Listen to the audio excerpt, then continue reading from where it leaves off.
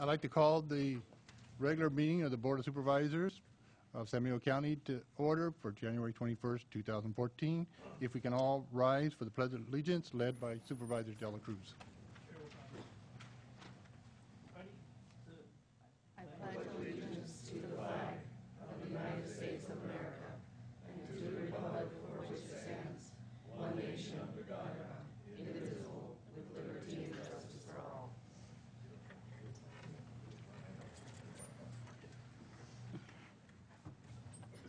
I would entertain a motion for the certificate of posting.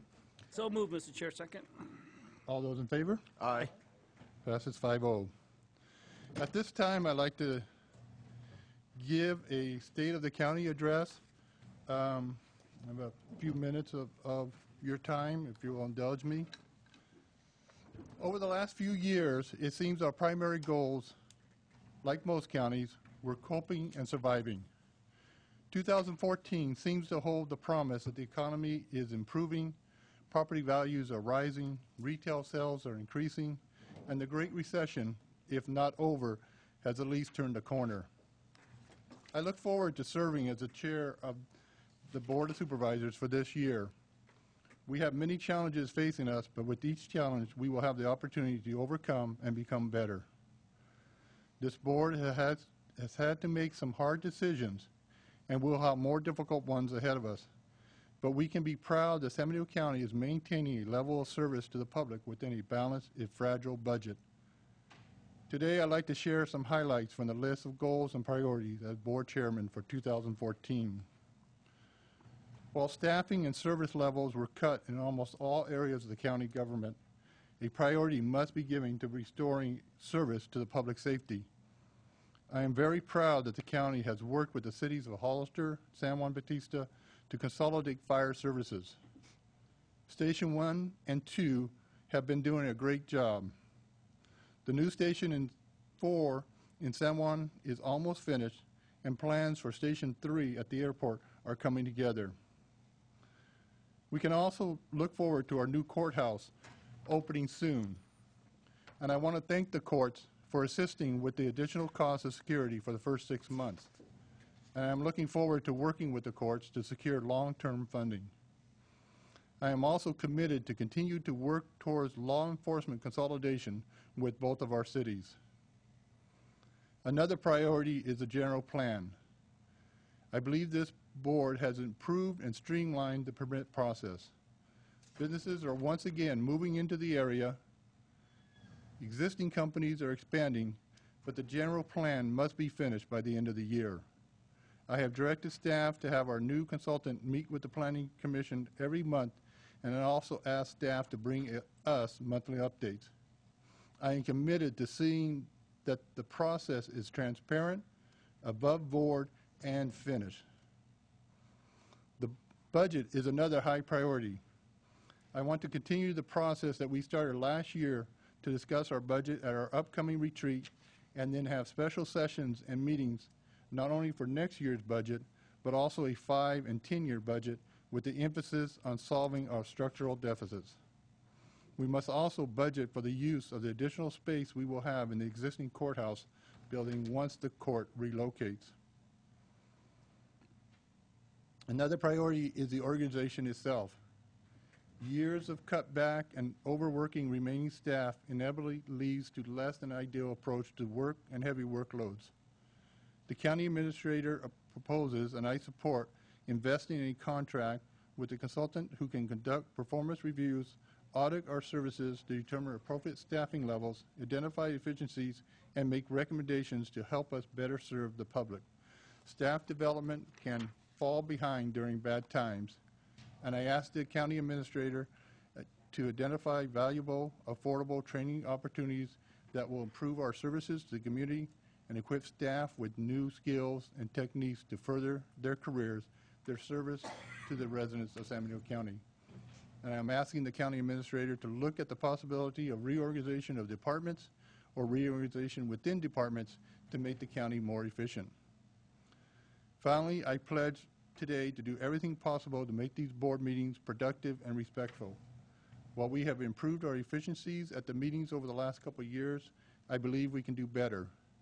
Among the guidelines I hope my colleagues will join me in committing to is 1, we will hold efficient public hearings in which as many members of the public as want to will get the opportunity to give concise, respectful input, and in return will be treated with respect by attentive Board of Supervisors. We will minimize distractions, including technology. Technology is helping us to connect, but it's also interfering with open, direct discussions that I believe are critical to good government.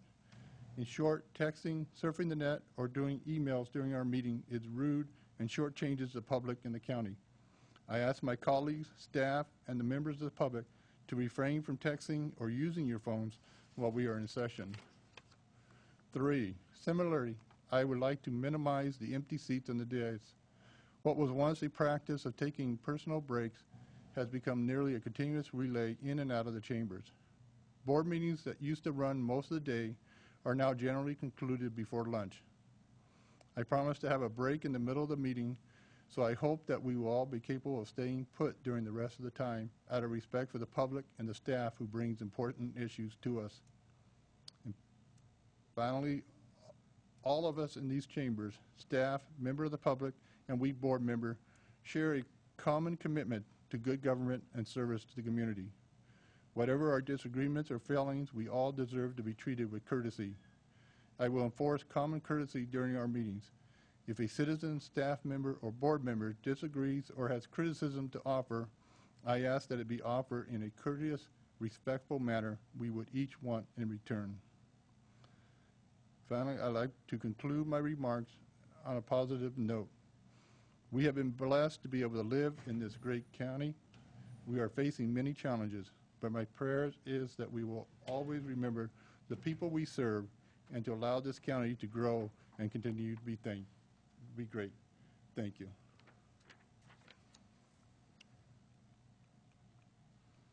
With that, we will move into public comment. Are there any speaker cards? Marvin Jones?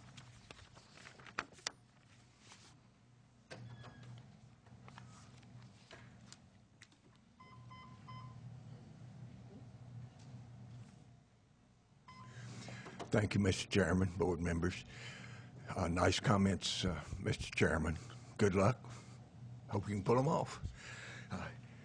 One time last year, I don't recall when, I brought the big poster of the United States and the biodiversity goals of having half of the United States off limits to routine activity of people. Gave you a little sheet of California, Nevada, all the areas that were to be off limits from human activity. It was in 2010 when California passed the AB 2780, if you recall, all the green areas that California wants to be off limits. Again, AB 2780 from 4 years ago. So they're working on it. They're also getting help from the U.S. Fish and Wildlife Service. The U.S. Fish and Wildlife Service has got a plan for complementing the rangeland heritage, if you will. You recall those comments from a year ago of San Joaquin Valley is going to have a ring around it, put off limits. Fish and Wildlife's got a small one. They only want to get 2 million acres over in the foothills on the side of Fresno. Want it off limits because it's got a toad in it. 2 million acres for a toad. When they come to San Benito County, I hope y'all will stand up for us. They will be here. They will be here. Thank you. Denise Quintana? Good morning. My name is Denise Quintana. I work for the Department of Child Support Service as a child support specialist. I'm also the SCIU Vice President. Today on your agenda, you will be having to make a decision to impose cuts to county workers. I ask that you think really hard before making that decision. When times get financially tough, don't always look towards the workforce to help balance your budget. This is on the agenda, so you need to wait till that agenda item comes up. we can't talk during public comment? You'll have a public comment for the agenda item. It needs to be addressed at the agenda item. Okay, thank you. Thank you. Thank you, Mr. Chair. I do the same thing. Wendy Solorio. I have to pass as well. I'll have to pass. Alicia Cardenas, same thing. Okay, so those are all for 14. Okay.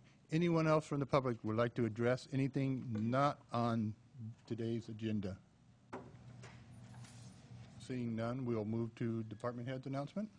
Thank you, Mr. Chair. Yes, we do have a few announcements. One is last week, Governor Brown declared a drought of emergency throughout California and include a voluntary statewide reduction in water consumption. So I wanted to make sure the public was aware of that. In addition to that, there are 27 counties in California that received the designation, including San Benito County, which was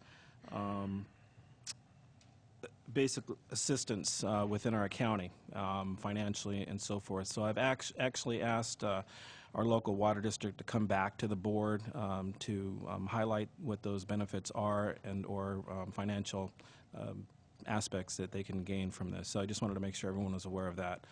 The other item is last week I was able to meet with Assemblyman Alejo. I was able to attend with our supervisors Margie Barrios and Anthony Battallo, and it was a good visit. But one of the things that he highlighted was he was going to be able to help us out with the ERAP. That was his plan for this next year.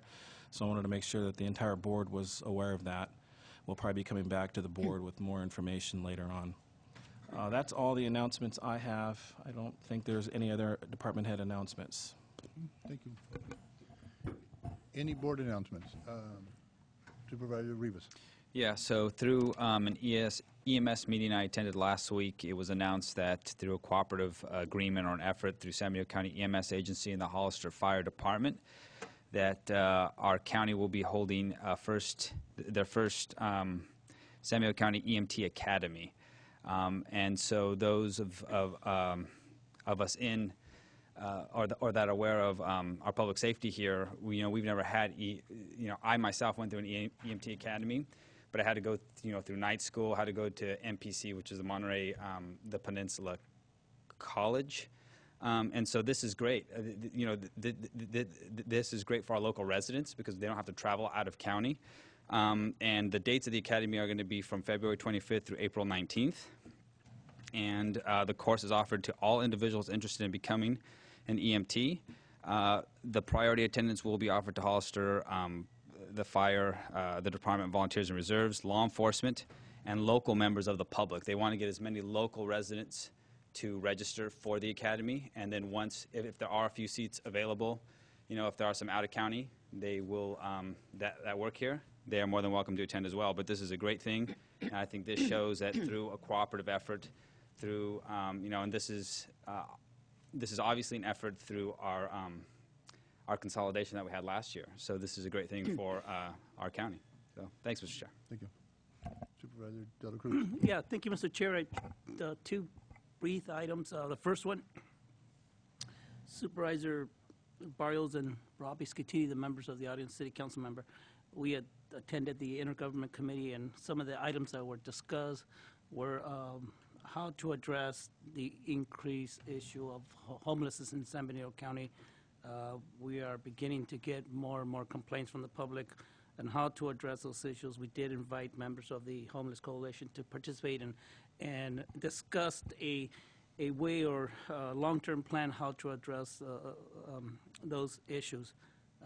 Hopefully, in future intergovernment committees meetings, we will be discussing and bringing some ideas back to the Board of Supervisors for some consideration. The other item, Supervisor Battallo and myself attended a COG meeting, and one of the hot items was completely removing Highway 25 off the list of funded because we do have a 2018 deadline from Caltrans because they allocated up to $6 million to do some safety and some other modifications to Highway 25. And there is an option in which to complete the EIR process, complete the responding back to the public for public input, and with the possibility of making a recommendation to COG of not doing anything for the time being on Highway 25 until more funds are addressed down the future. Thank you, Mr. Chair. Thank you. Supervisor Patel? Thank you, Mr. Chairman.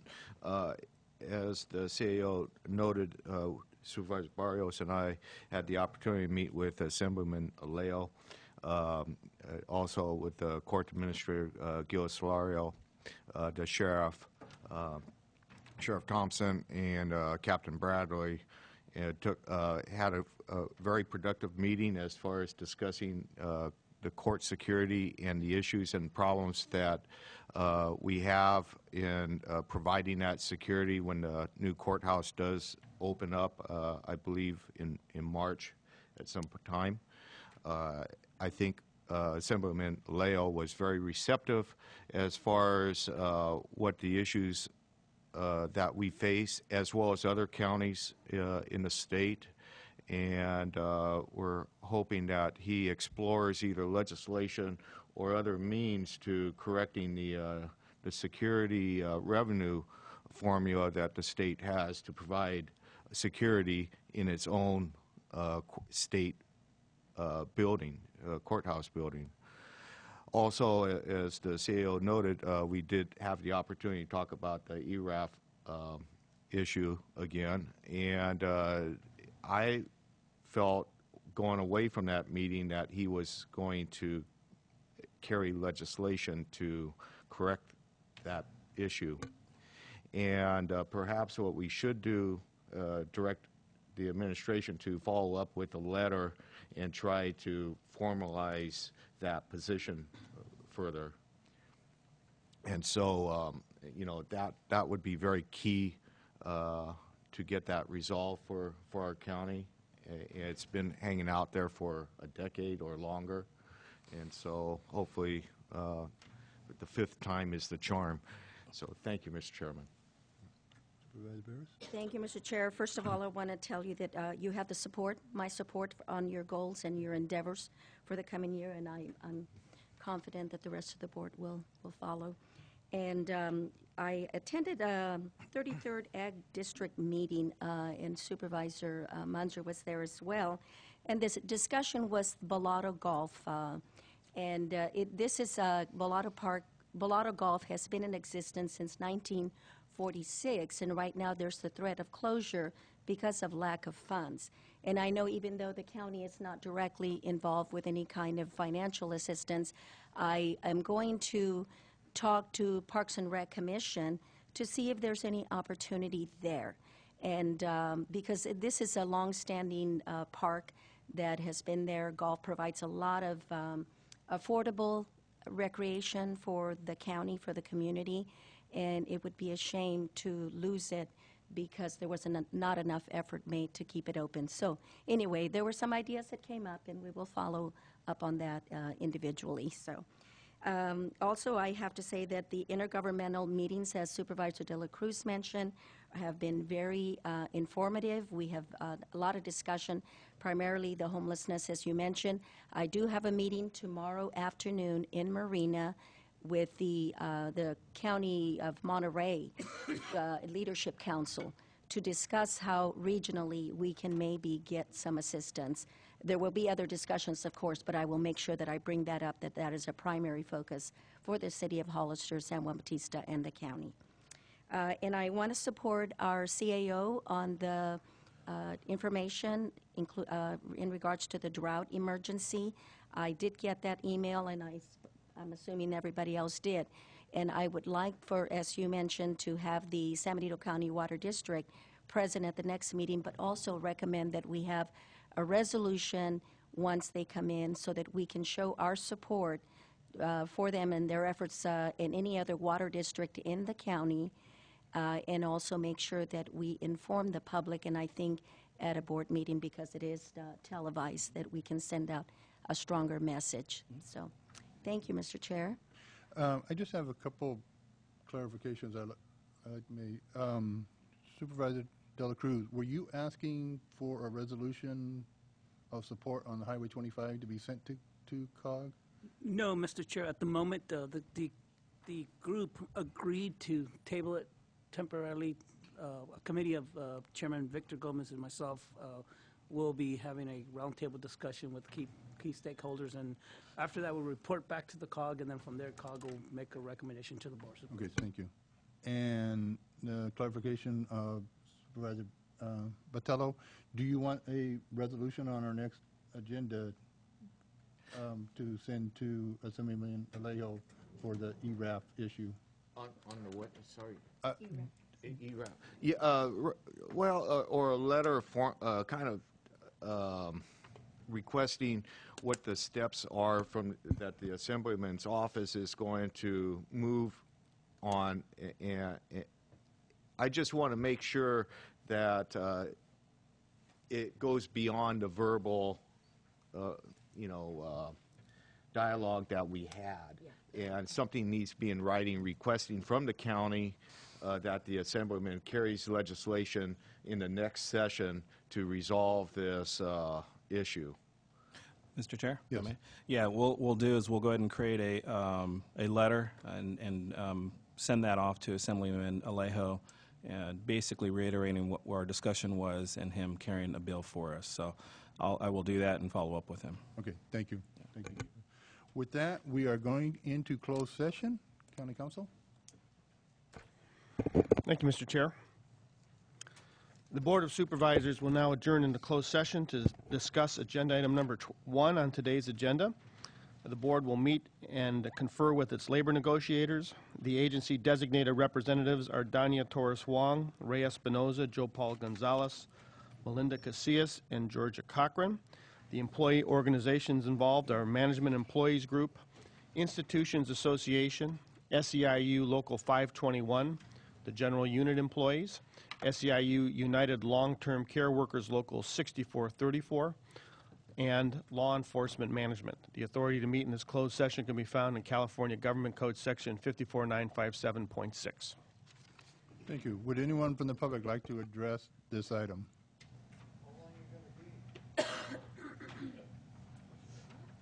Don't know. Would anyone else like to address this? And I would ask that you come to the podium. With that, we will. Actually, Mr. Chair, just for clarifications, if there are members of the audience that like to speak, they can speak on this item. They can speak on this item, or they can speak on the open session item. So either one.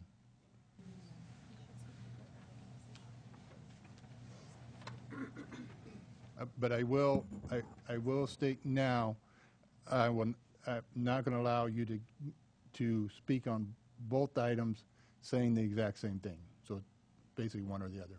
We'll need a slip at some point from you. I did one for the public comment. Yeah. Well, actually, Mr. Chair, they have 3 minutes on every item. I agree. Okay. Good morning. I'm sorry for the confusion. My name is Wendy Solorio. I'm a child support specialist, too, with the San Benito County Department of Child Support Services. This morning, you'll be discussing a recommendation of imposition of some devastating cuts to the workforce of SEIU 521. I would like the board to acknowledge the numerous concessions that our workforce has already undertook in the last years during this, horrific economy that we were suffering. I want to give attention to the chairman's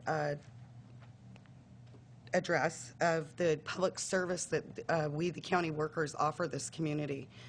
We have continued to do that at skeleton levels, reduction of costs, devastating cuts to budgets. And I just want to request that when you do discuss this matter in closed session, that you consider the concessions that we've already experienced. I also want to suggest that you entertain the possibility of not imposing any of the recommendations of the CAO, that we are very close to an agreement. In my heart, I feel that, and I think that there's still room for negotiations. So it would be my request that you advise the CAO to advise the negotiators to return to the table so there could be an amicable resolution for all the parties. When you speak to public services, an imposition of either resolution from the fact finders will cause devastating consequences to this community. SEIU has already voted not once but twice to strike, and this is not what this community needs. Supervisor Barrios, I have been a resident of your district for 37 years. Our family has been in this county for that long. My family has suffered because of the consequences, but it's been also a learning experience for them as well. So it would be my request that when you go behind closed doors, that you, order your negotiators to request that we all go back to the table. We have several representatives from mental health. We have, child support. We have, we all represent and serve this community. You speak to the homeless population and the resolutions that we're trying to, go forward with to resolve that crisis. Imagine mental health stores being closed and not having people to serve, the drug addicted, which is the common denominator for a lot of the homeless in this community, and why they can't, get a good night's rest in the shelter that we provide in this county. The child support, the families that will go without support. The conditions are dire, and I don't want to have to vote to strike on a third time. Thank you for your time. Thank you.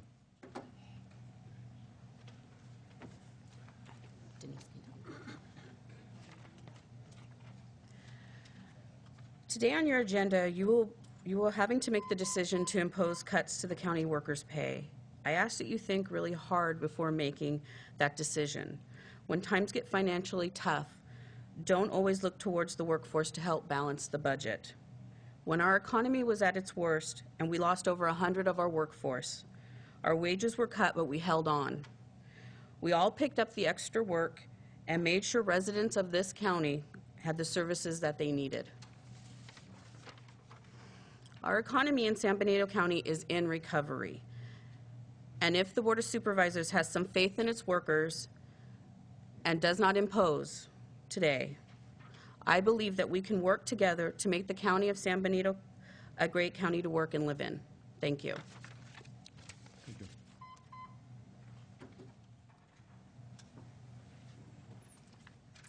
Good morning, gentlemen and ma'am. My name is Alicia Cardenas, and I work for the Department of Child Support Services here in the county. In our department, we have 18 full-time employees, and I supervise about half of those employees. In the last 3 months, we've lost 2 of our very skilled professional employees to other counties because of the raise in health insurance costs. At this time, we're getting ready to incur more of a hurt based off of the proposals that are before you today. I ask that you make a decision that's not just going to short-term balance your budget, but also look for the long-term effect of that decision that you're making today. Mid-management currently contributes 4% to their PERS. Why is it that the lowest paid staff in this county is being asked to contribute more than that? Give us some time to absorb the hit that we've already incurred based off of the insurance costs. We're going to be losing more and more staff to the surrounding counties because they can pay more and their insurance is more affordable for families. This is going to become another training ground as it was years in the past, and I ask that you consider that that's not going to serve our public well.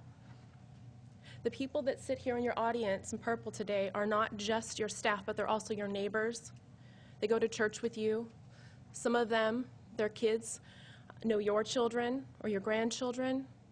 We are your community, we are your voters, and I just ask that you make the best decision long-term today for the employees that serve the community that we look to you to supervise. Thank you. Is there anyone else from the public that would like to address this item?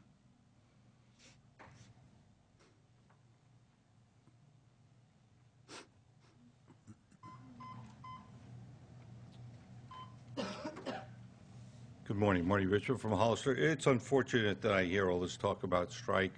I just want to go to the facts. I'm not going to talk about who lives where and who's, I respect the fact people live in this community. The fact is that at some point in time, the Board of Supervisors, not necessarily the people sitting here now, decided to give an enormously expensive benefit to the employees in this county. and that was lifetime health care. And they went into debt for these employees for $30 million, or more than $30 million. And we haven't paid that off yet. I never hear anybody talk about that. They say, well, you're asking me to pay more for health care. The taxpayers of this county owe these employees about $25 to $30 million. And we haven't been paying that. We've been absorbing the interest on that so that we could keep people employed, because if we had to pay that money just to catch up, we'd have to lay off almost the entire workforce. So, you know, the average worker in San Benito County makes about $41,000 a year, and most of the workers in San Benito County don't make that much. That's the average. That includes all the people who make more. It's just unsustainable that most of the employees, when you roll in the benefits that nobody wants to talk about, are pulling in $100,000 a year. Now, the federal government last week put the kibosh on the military, and I'm a retired military guy, put the kibosh on these young military people and said, we're not going to pay your retirement an extra 1%. You're going to kick in $80,000 by the time you retire, because you're going to take a 1% cut every year on your retirement pay. And when they were asked why, they said, well, a private makes $40,000 a year. And we said, how could that be? And they said, that's because we count all the benefits, all the tax breaks, everything we supply is all compensation. Well, you can't have it both ways. You can't come in here and negotiate for compensation worth tens of millions of dollars and then make believe it's not compensation. Somebody's going to have to pay it sometime. You committed to give them the health care for life. Someone's going to have to pay for it sooner or later. The vast majority of that money is coming not out of the pockets of the employees, it's coming out of the pockets of the taxpayer. The taxpayer's paying for that.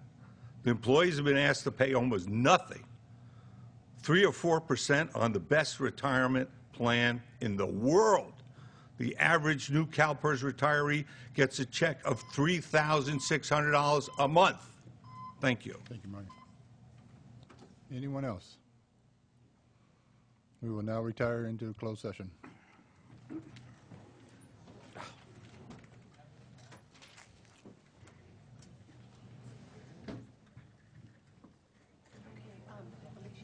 If you want to speak again on 14, I'll need a new slip. Any of you want to speak again on 14?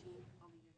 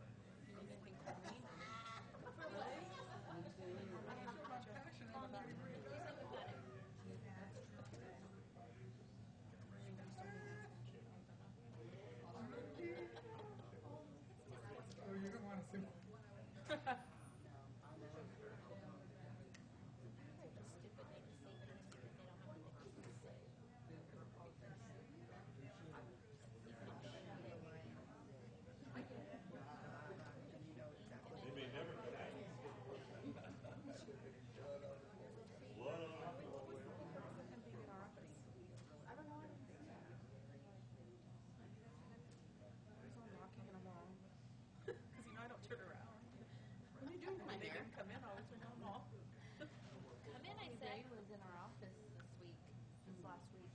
What? Shaking hands? I don't know. Didn't come from my office. Shaking hands. Told them. Knocked on everybody's door. If you need anything, call me. He didn't knock on my door. Really? I need more money in my check.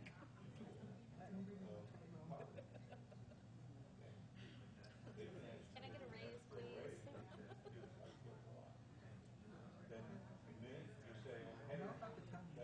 Right? That's what I thought. I'm like, as he's sticking my hand on the phone, my face probably was long. What are you doing here?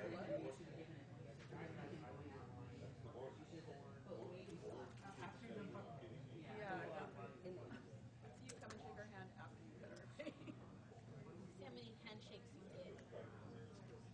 They're never going to strike a because for retirees, it's crazy. It's just crazy. Never deny it, it's a little crazy. No deny it. Oh, you want to see the candy? Well, no, this is down the line. No, what are you getting now? Tell Shelly all bad. No, well, she's always hesitating. She's already talking about 5 visits from now. Where are you?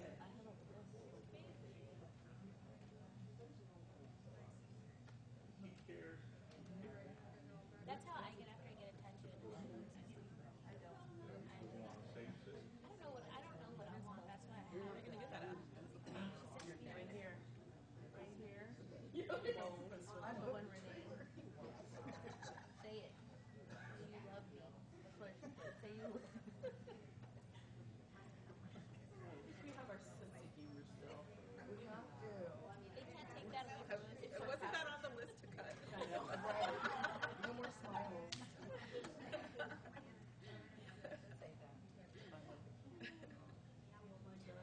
Laugh, but they're...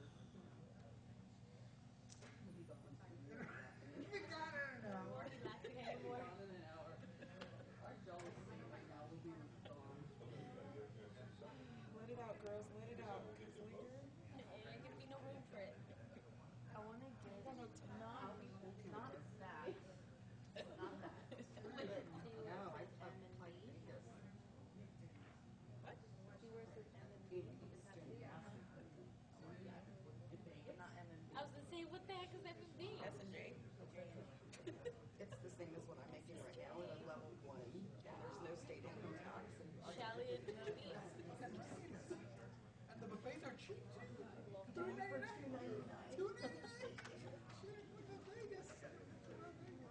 you get your initial first? It is hot there. They have air conditioning Yeah, that's true. everywhere. My parents only live an hour away. I'll have free babysitting. Oh, yeah. Well, there's one in Bullhead City, a D&D. How are you Oh, gonna there get is? Get you in. All right. My parents live there. Hey. They live in Bullhead City. Is that where they Bullhead live? City. Really? That is an hour commute. From Vegas. Yeah.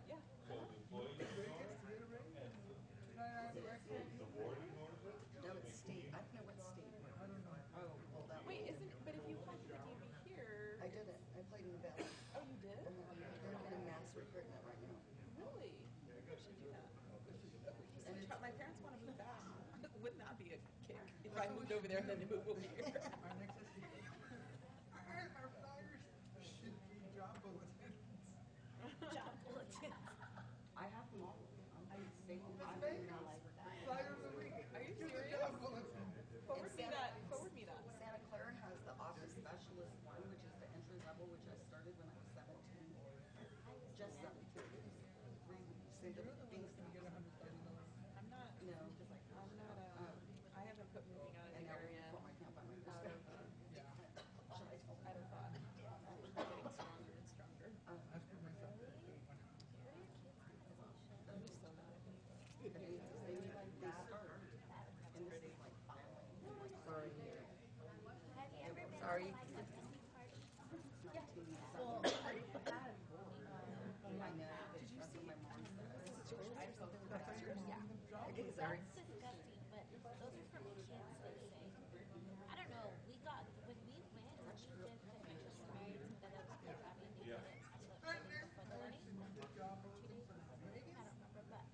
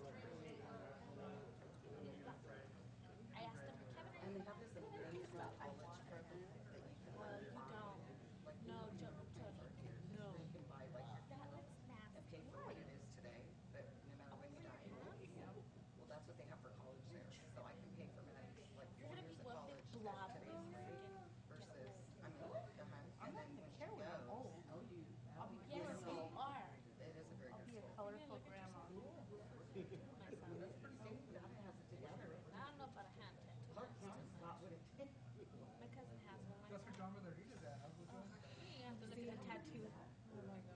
Does he even have tattoos? Just kidding. Tattoo? What tattoo? I like that. Oh, that looks cool. He's good. I would get that like right here. My cousin has a flower tattoo like ocean, but it's $100 bill.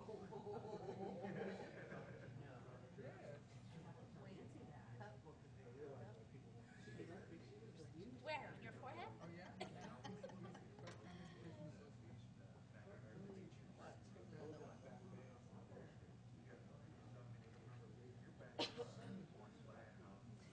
You would get that too.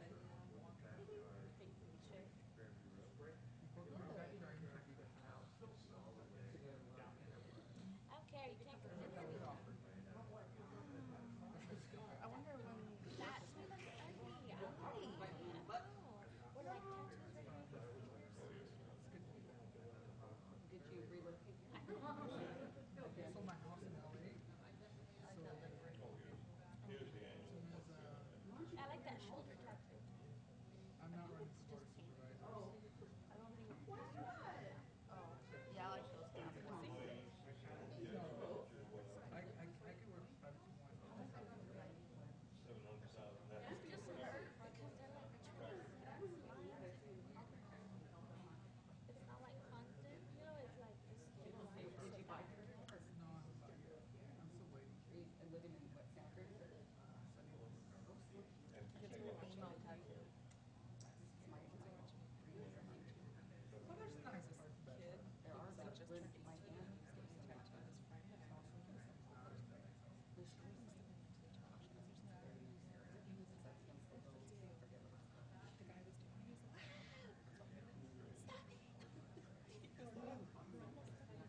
I don't care. I've seen a video like that. He do it again. So sorry. He gets all mad. He gets like. It stops hurting after a while. Yes, it absolutely not. One of my uncle, they actually can't return. They did Stop. return on January 3rd, and then they reopened it January 13th. My sister said Seriously, the D&D system down there is like a fright.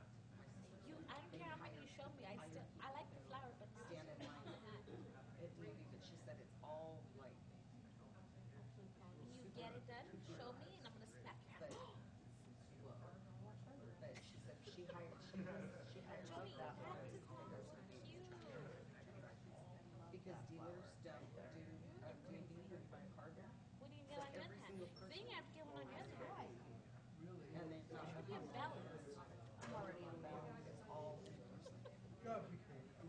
Would you rather have me get it here? Just get on your cheek.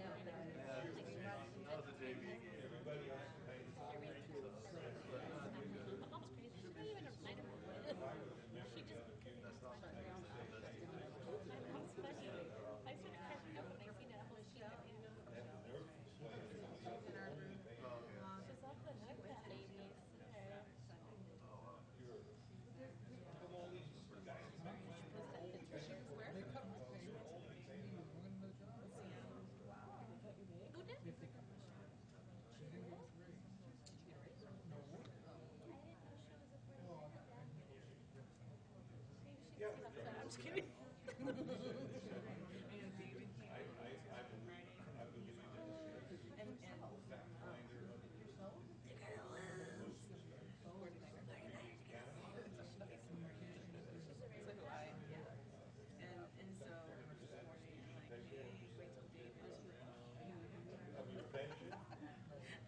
I see them in the hallway. He's off. I said, just let's not even talk about it. Because I say that about Hollister and Jimmy Miller's like because his son plays for Delray. So I'm always giving him crap when they're playing Hollister. They're rivals.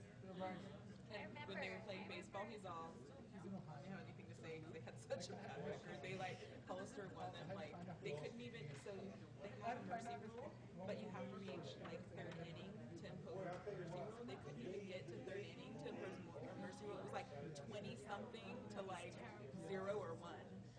I'm that's not even that's not even a baseball score.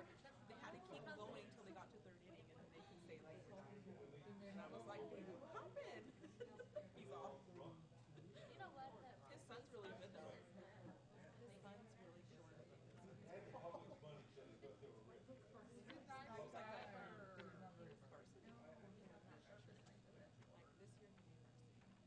But Gilroy, they have not he's a good athlete, but they were losing up a bunch of because they just haven't because now that they have these they don't have enough to so we're pulling a bunch of them up to varsity, which he probably can't anyway. He's good.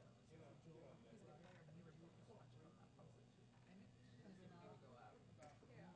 No wonder why it was 20 something. No, that was baseball. Baseball was last year, the year before. Scare them all down. Why are you moving out?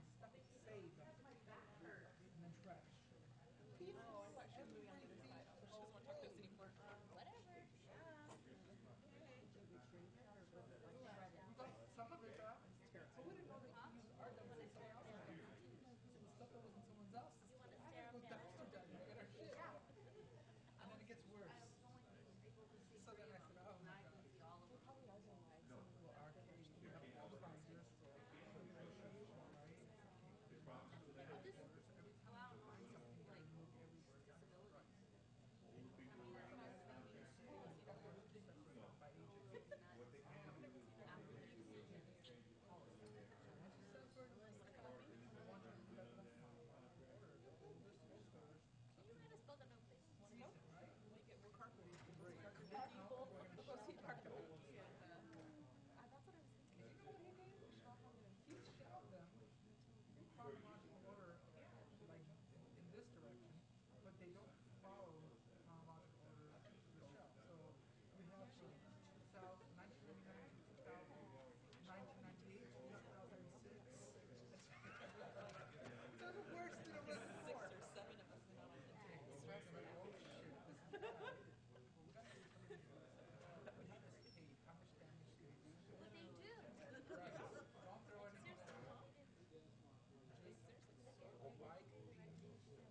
Like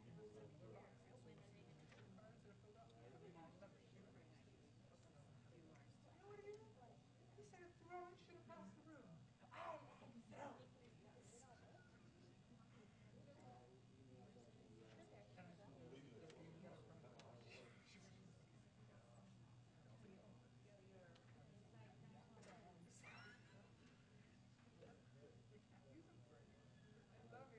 I've written 500 articles. I had nightmares. And then he started saying, I'm a bully. Because Debbie was yelling at me. You know what they're going to do when they have these meetings? With Bryce there. It's boring now. He's very nice. Me too.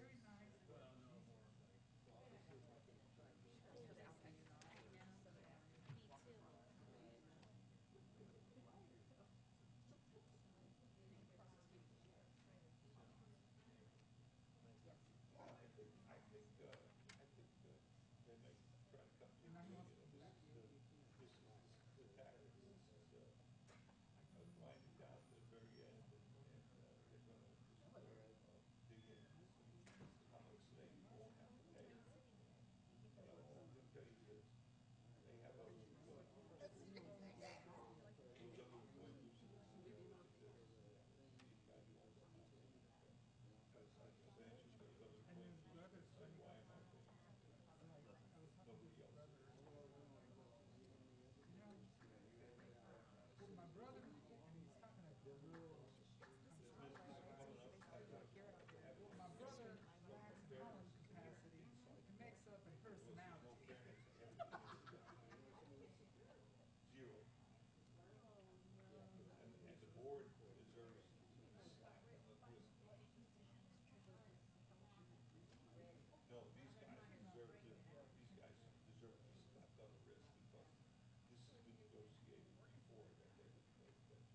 Because every time they said, well, we're going on strike, he said, okay, then we won't, then you don't have to pay. You just come to work and collect. Wait till you see what the new pension, what the new, town clerk's numbers are. The first thing the town clerk is gonna say is, oh, we're gonna smooth this out over 5 years. Well,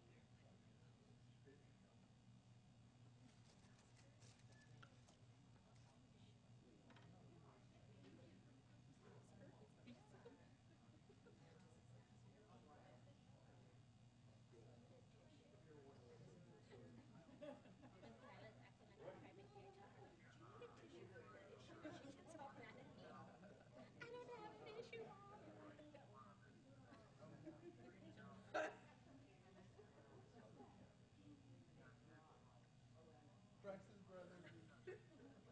Where did you get this stuff? I call him second cousin. I said, oh, shit. Where do you want to live? He got lots going on. Stop. That's a preserve.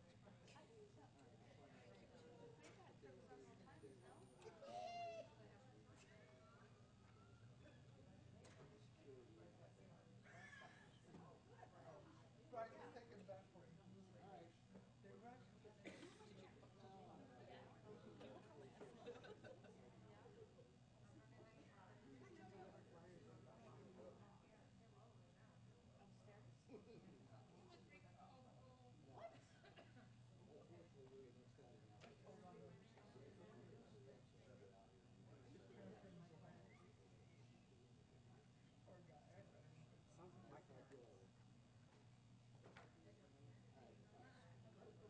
He was about to send me.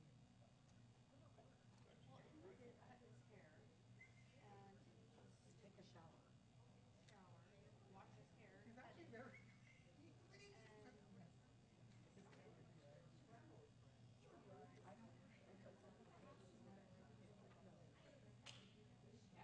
I'll tell you something. I'll tell you something, the interest rate starts going up. He's a lost soul. You're a lot of trouble. Lost in Ohio. There you go. After that, you gotta agree with it.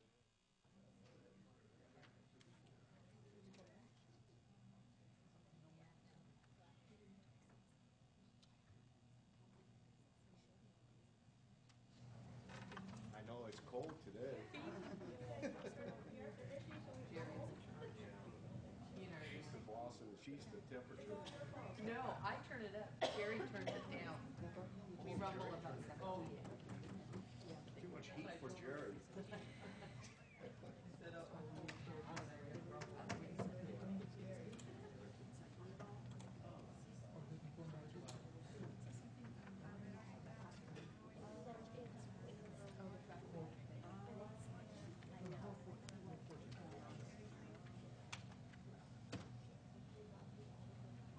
No, they bumped it. Now, the consent agenda, the way the consent agenda works is they handle it. But someone can pull something out. But we're the first to assuming they can pull something out.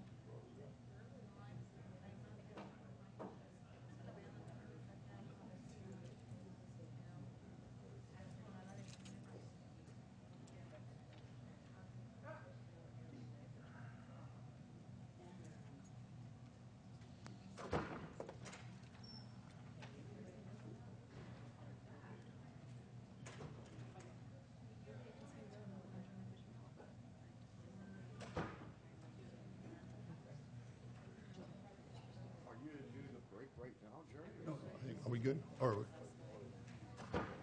We took the break. Oh, we are taking a break? We were in break, so if you want to, excuse me, you can. Yeah, that's what he meant. Yeah. And a holiday.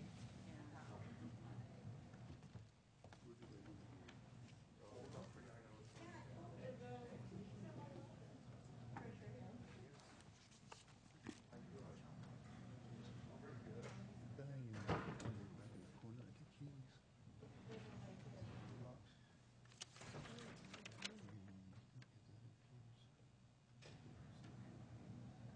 after, oh, it's enclosed. I mean, consent. Let's see. I mean, not closed, Yeah. consent, yes, it is. Yeah, so he's here. Why? Oh, I see what you mean. Oh, yeah. What do you think, how many items are we pulling? 3?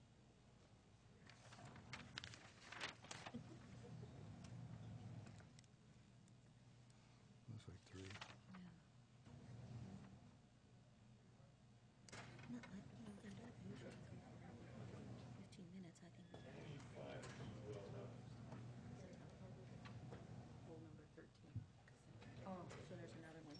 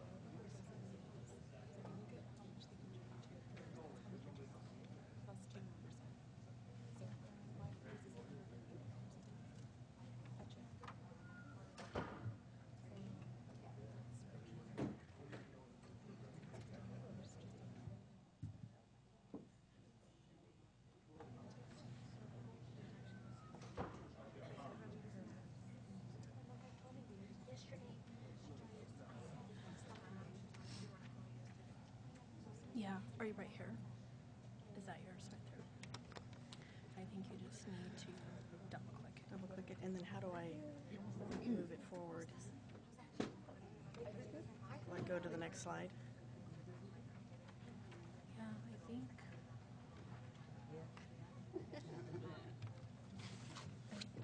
To go to the next slide, you just click that one. Just click it? Okay.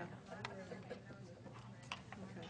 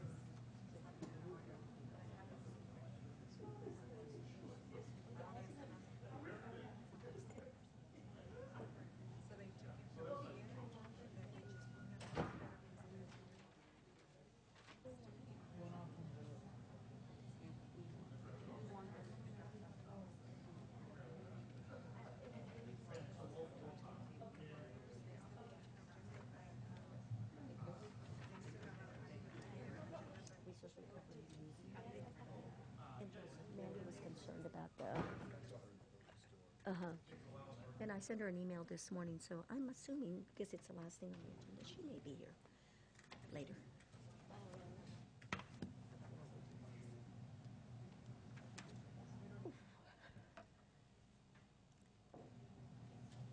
No? That's not the one. Did you decide which way? Consent? Oh, no, go straight, okay.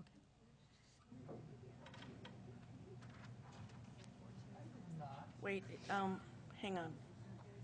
Oh, yeah, well, they were here. Hey, where is it on here? Because I don't see it on here. It's right up here.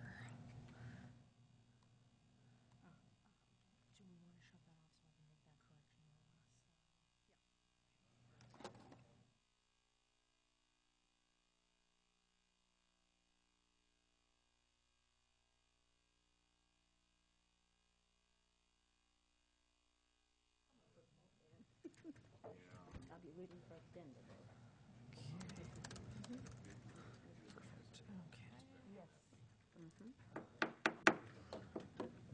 I'd like to call this meeting back to order. County Council, would you report out for us? Yes, thank you, Mr. Chair. The Board of Supervisors met in closed session today to discuss agenda item number 21, or excuse me, agenda item number 1 on today's agenda. The board met and conferred with its labor negotiators. The agency designated representatives are Danya Torres-Wong, Ray Espinoza, Joe Paul Gonzalez, Melinda Casillas, and Georgia Cochran. The employee organizations involved were Management Employees Group, Institutions Association, SEIU Local 521, the General Unit Employees, SEIU United Long-Term Care Workers Local 6434, and the Law Enforcement Management. The authority to meet can be found in California Government Code Section 54957.6, and at this time, the board took no reportable action. Thank you. At this time, I'm going to move to the item number 14 of the regular agenda, and we'll probably be dealing with the consent item this afternoon. So with that, Mr. Espinoza? Thank you, Mr. Chair.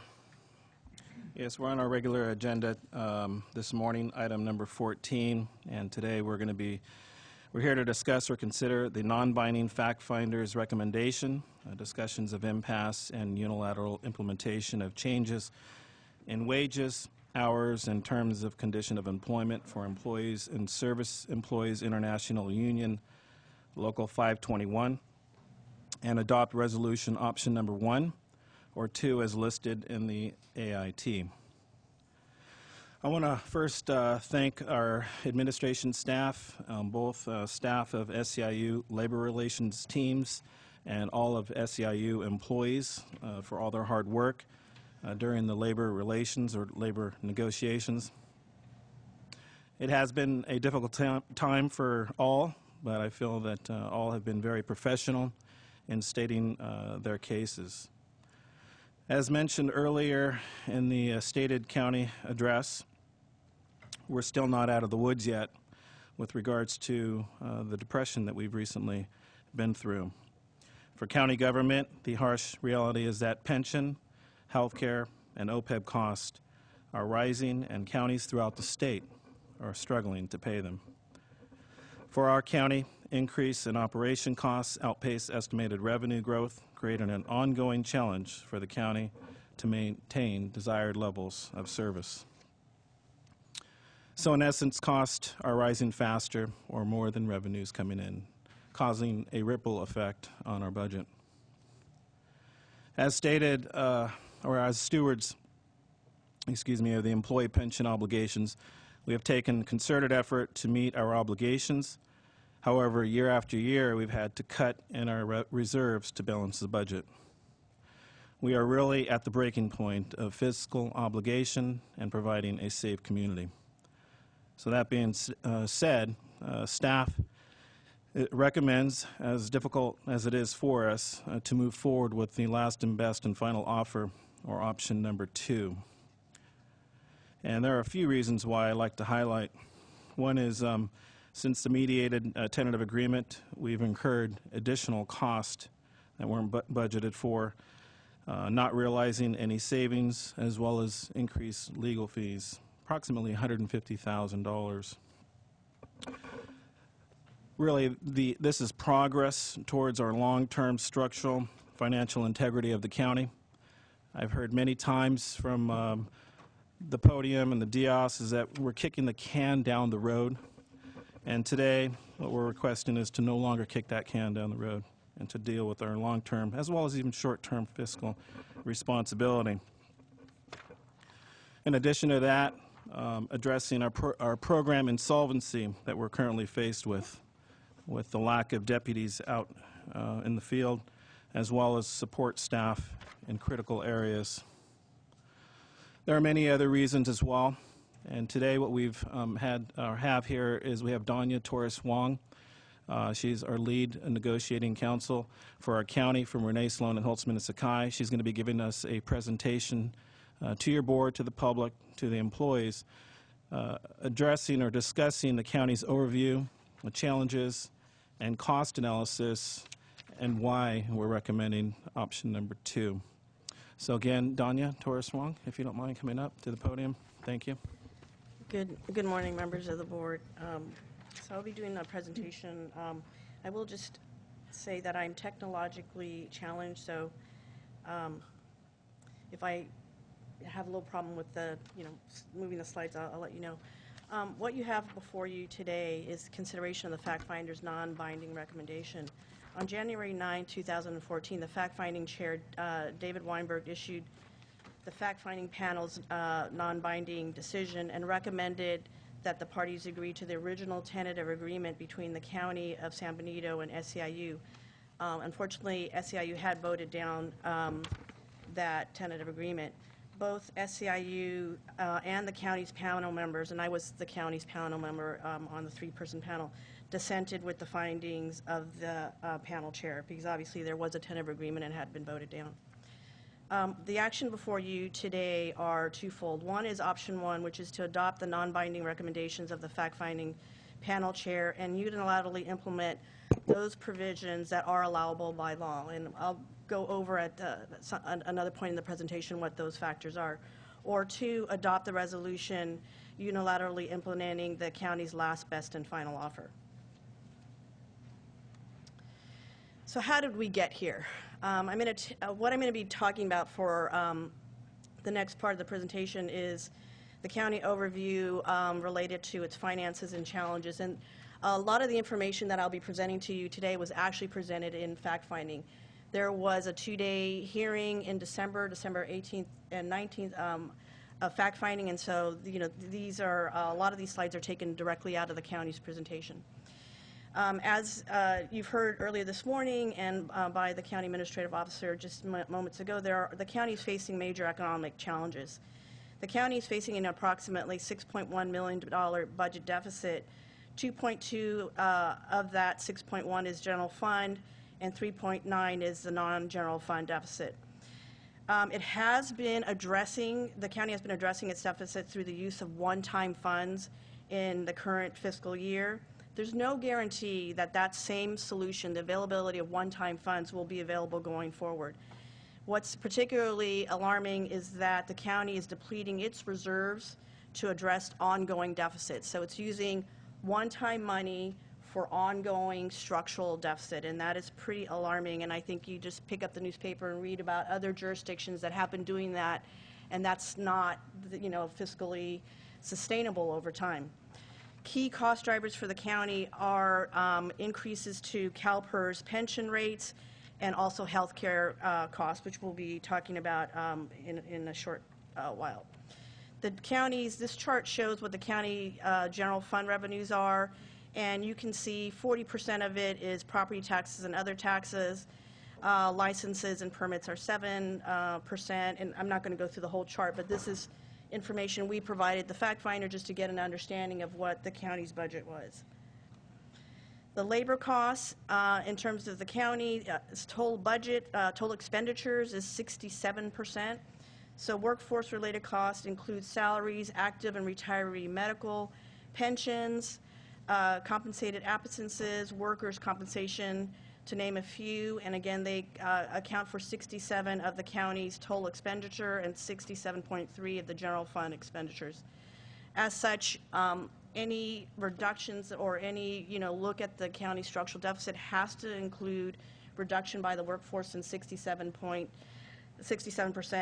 It has to do with the expenditures of the county budget on workforce. Moving on to the general fund revenues, as you can see by this chart, the county's general fund revenues have decreased, not unlike every other jurisdiction in the state of California, particularly if you note, right at 2007, it was at the height of 34, a little bit more than 34 million. Then you can see in 2009, as the economy went to a free fall, the revenues dropped to 29 million, and you can see that it creeped up in 2011 a little bit, but dropped back down in 2011-12, and it's currently at 32 million, still not back to where it was at the height of 2007-2008. Revenues, as I said, peaked in 2007 and 8 at approximately 34.8 million, but by 2011-12, reserves had dropped by 15% to 29.6 million and have not fully recovered. This slide is a slide that shows what the general fund revenues versus expenditures. The red line are the expenditures and the blue line are the revenues, and you can see by this chart since 2007 to the current year that for the past six of the past 7 years, the general fund expenditures have exceeded general fund revenues.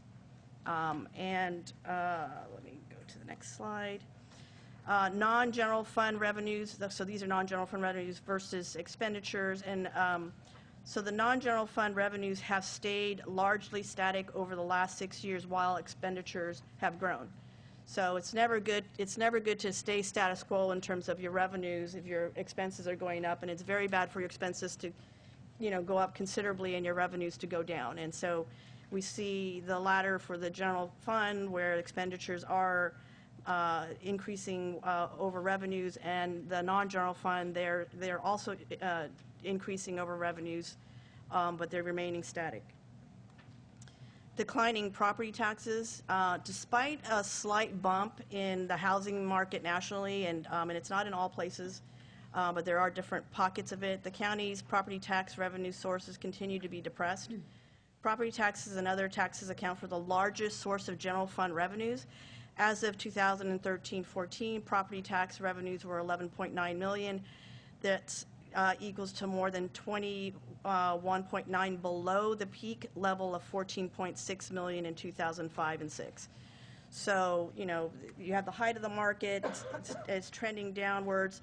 It's continuing to trend downwards. There's a slight uptick, but not enough. It's not anywhere near what you need for a recovery. And remember the slide with the pie chart that shows 40% of your revenues are coming from property taxes and sales taxes. So being status quo means it's a reduction.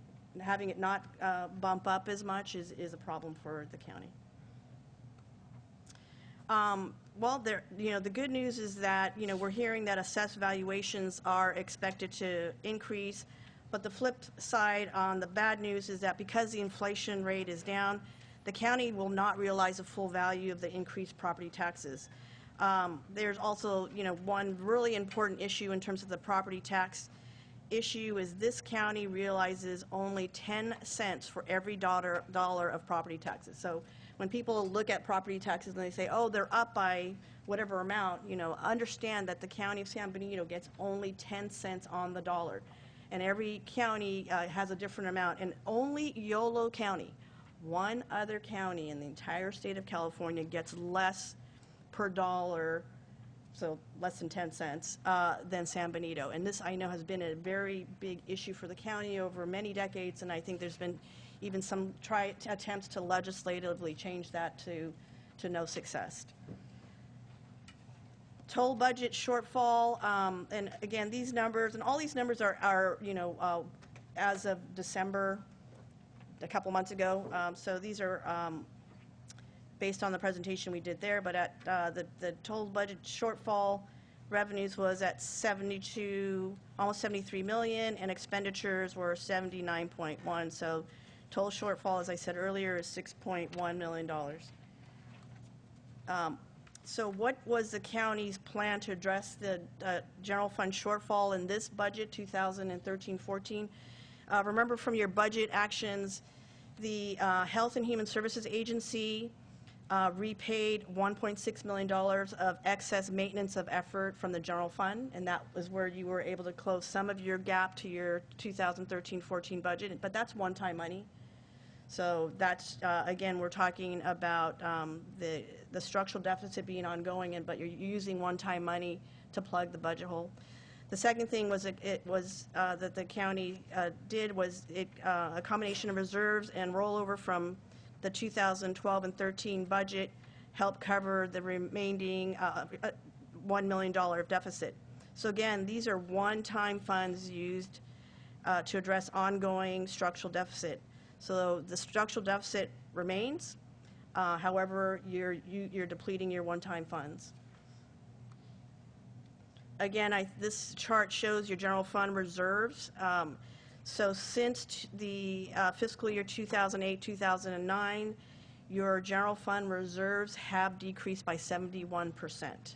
And you can see that chart that, I think at the high was a little bit more than 25 million, and it's now down to, looks like 7.5 or 6. So over the past 6 years, the county has used an average of $3 million of its general fund reserves per year to cover its budget deficit. At this pace, if the county does nothing and continues on, the county will deplete its general fund reserves in the next 2 to 3 fiscal year.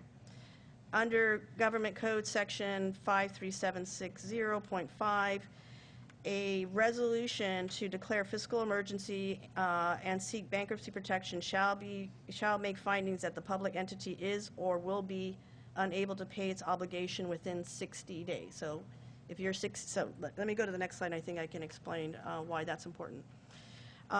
There was lots of discussion about reserves during fact-finding. The Government Finance Officers Association recommends that governments establish a formal fund balance policy that defines an appropriate fund balance level as it relates to their specific financial circumstances. So this is, this is a recommendation. And again, you have to look at the specific financial circumstance of your agency. But at the minimum, and this is minimum, not maximum, but minimum, GFOA recommends that governments maintain a general fund revenue of no less than 2 months of general fund operating revenues or expenditures. And for most governments, this minimum target would fall between 15 to 20% of the general fund. For the county, this would equal to approximately 17% of its expenditures.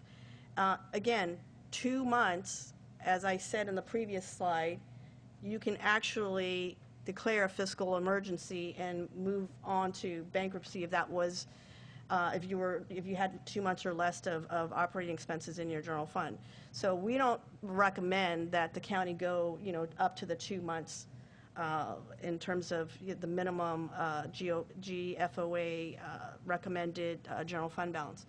Nationally, credit rating agencies view reserve levels as an important factor in their rating methodologies. A healthy fund balance can be reflective of a structural budget balance and provide local government with additional financial flexibility during uncertain economic times. Maintaining appropriate reserve levels is also critical for the overall financial health of the county. Remember, the counties are essentially extensions of the state, primarily providing services by the Sheriff's Department, the Health and Human Services, courts, and the jails.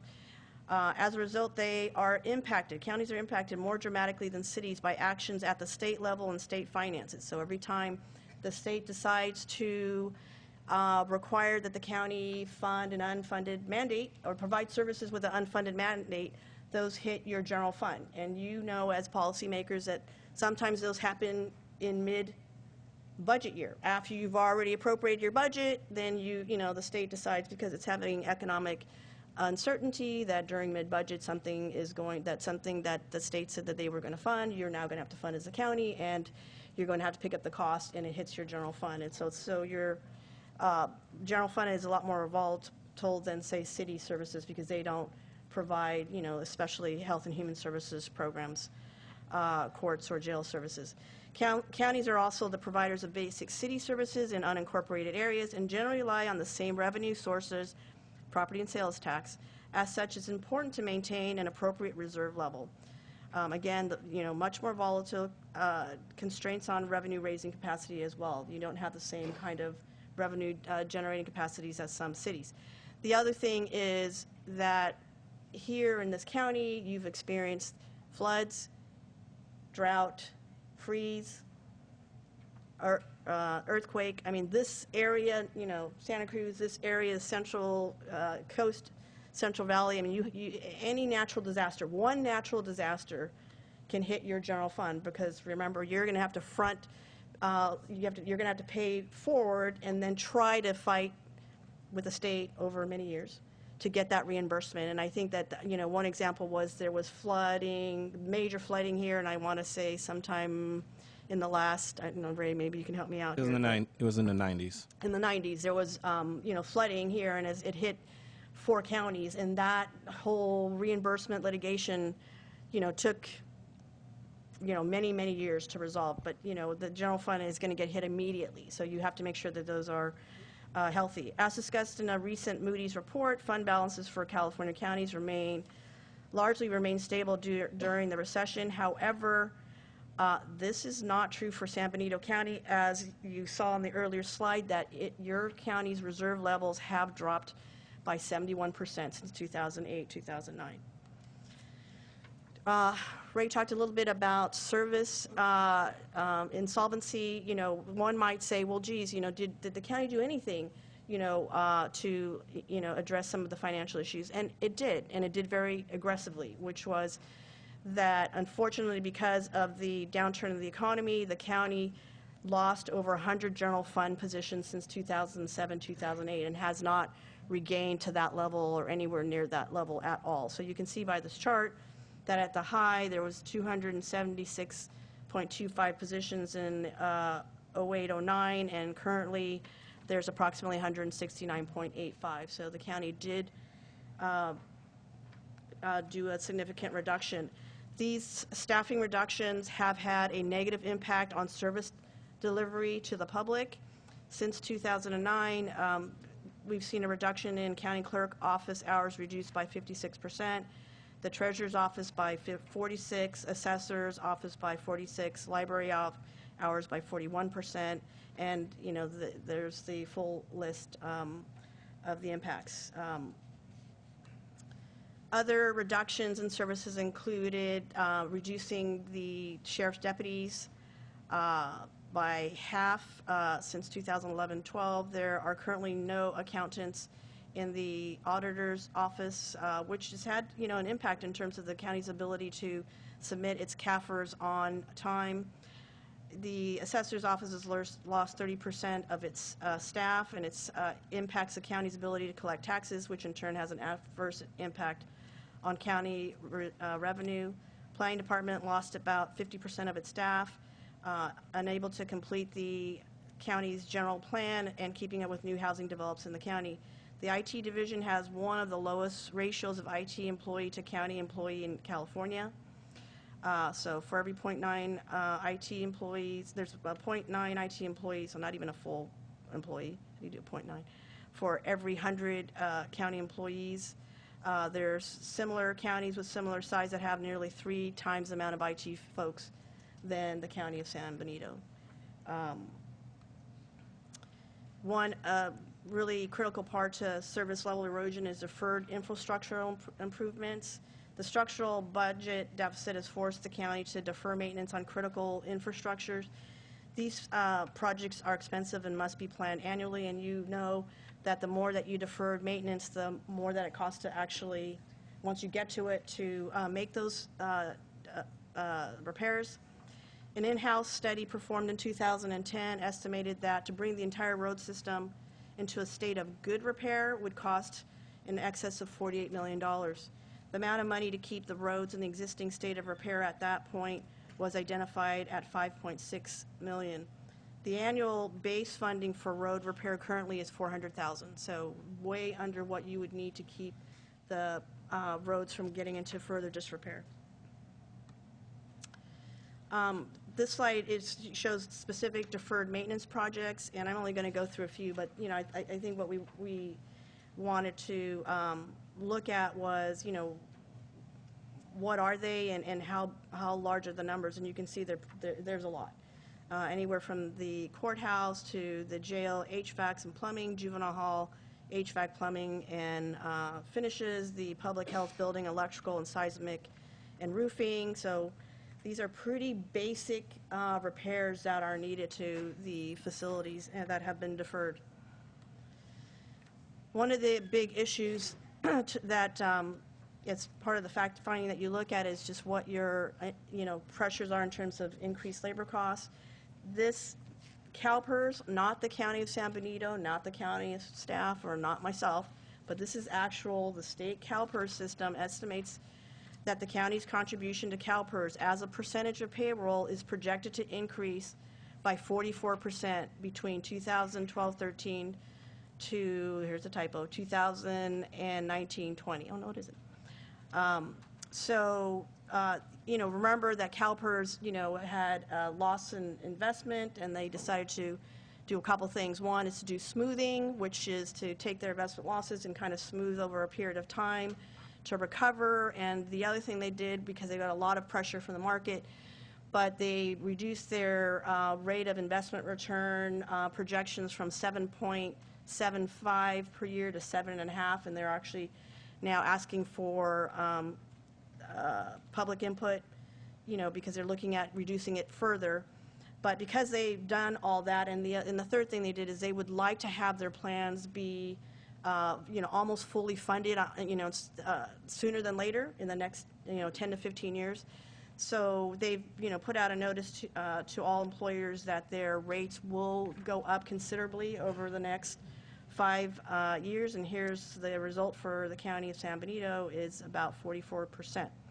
So looking at this chart, you can see that in 2008-9, the rate was 13%, and I'm thinking this is for miscellaneous unit, of which SEIU is.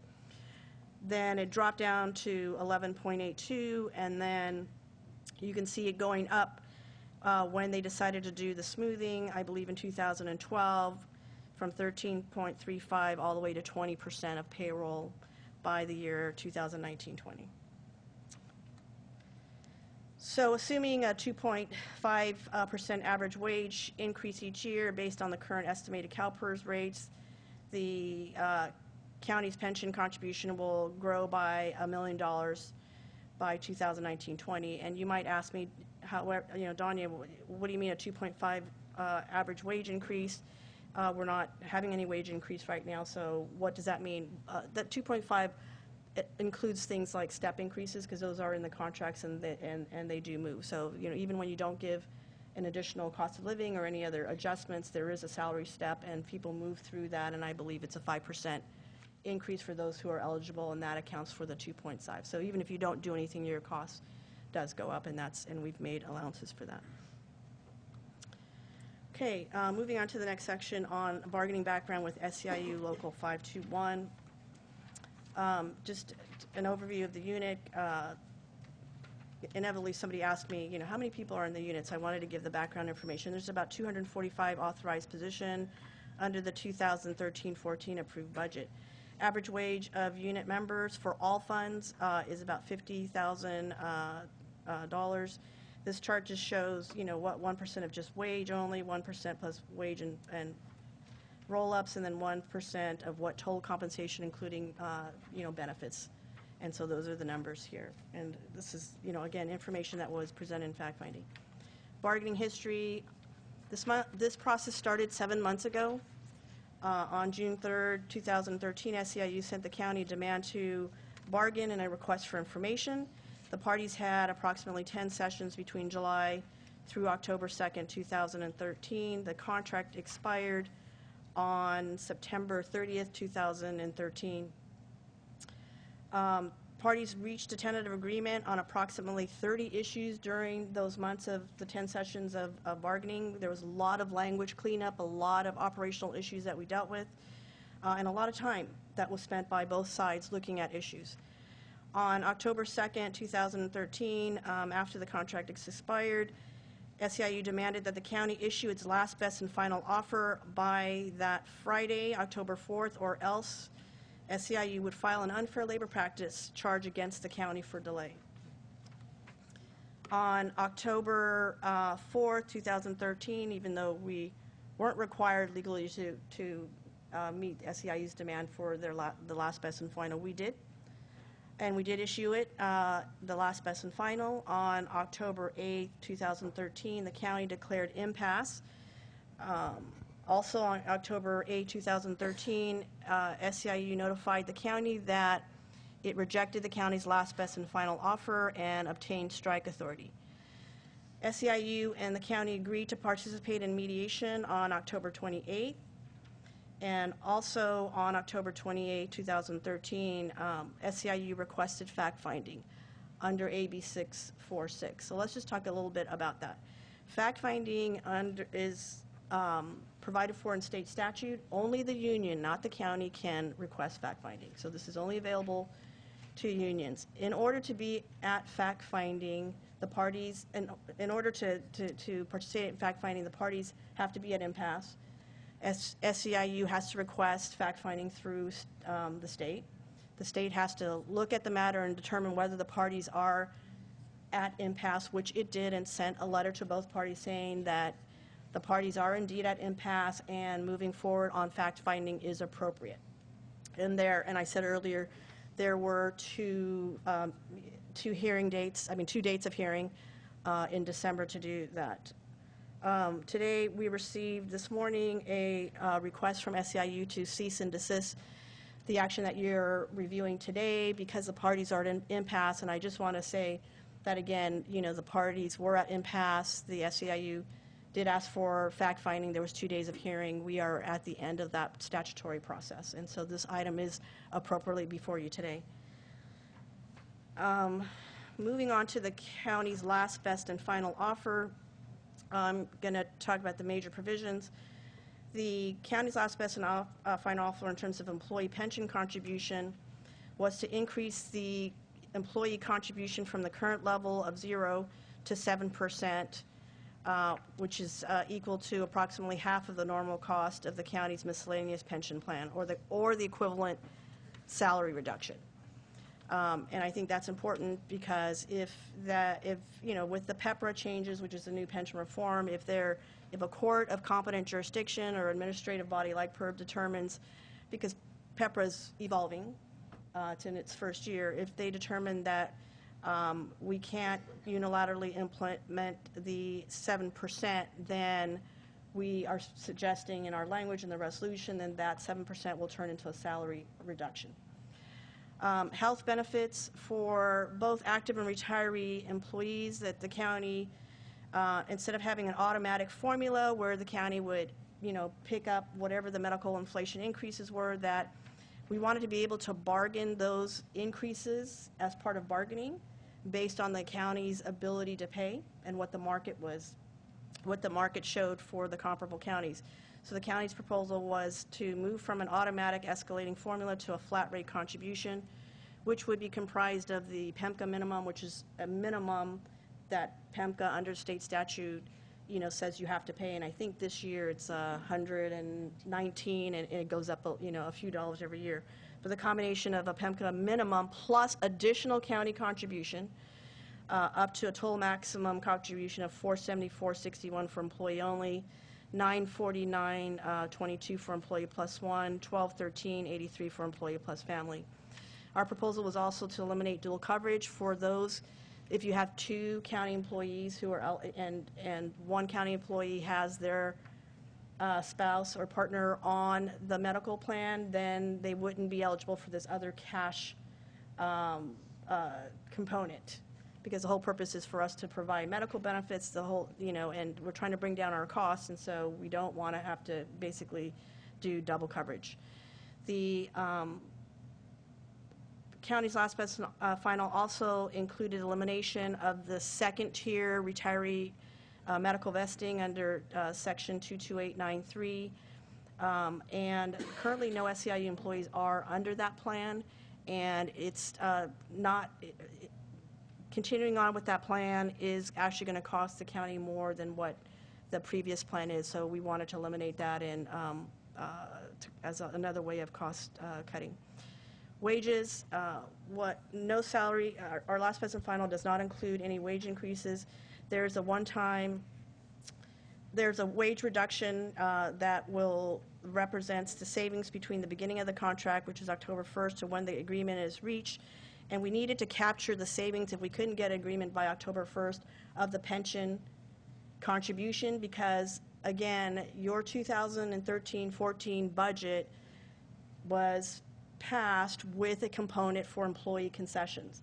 So if we didn't get those concessions effective October 1st, you will create a bigger hole in your current budget that you could say, well, you could lay more people off. And again, I just talked about service insolvency. You're getting to the point where you're not going to be able to provide service if the automatic thing is to go ahead and lay more employees off because you're not going to be able to provide the services. So this 1.5% is the value between the savings that we would have had we had the contract go into effect on October 1st and realized the savings from the pension pickup. And so that 1.5 would continue on until that repayment was made. Elimination of Step G for new hires was part of the last best and final. And then a reopener regarding the new payroll system. The county is in the process of implementing a new payroll system, and that might involve some changes that would need to be discussed with the union, and so we wanted a reopener regarding that. In terms of leaves, there is a sick leave cash out currently in the contract that upon retirement, employees can cash out 50% up to a maximum of their upon retirement of their sick leave accruals. We'd like to reduce that from 50 to 25% for new hires. And I have some figures in terms of what the cash outlay has been in the past in some slides that are coming up. And then we also included executing all tentative agreements. Again, there was 30 of them. We worked really hard. We don't want to just let that go. We would like to execute all tentative agreements signed by both the parties, and the term would be a year.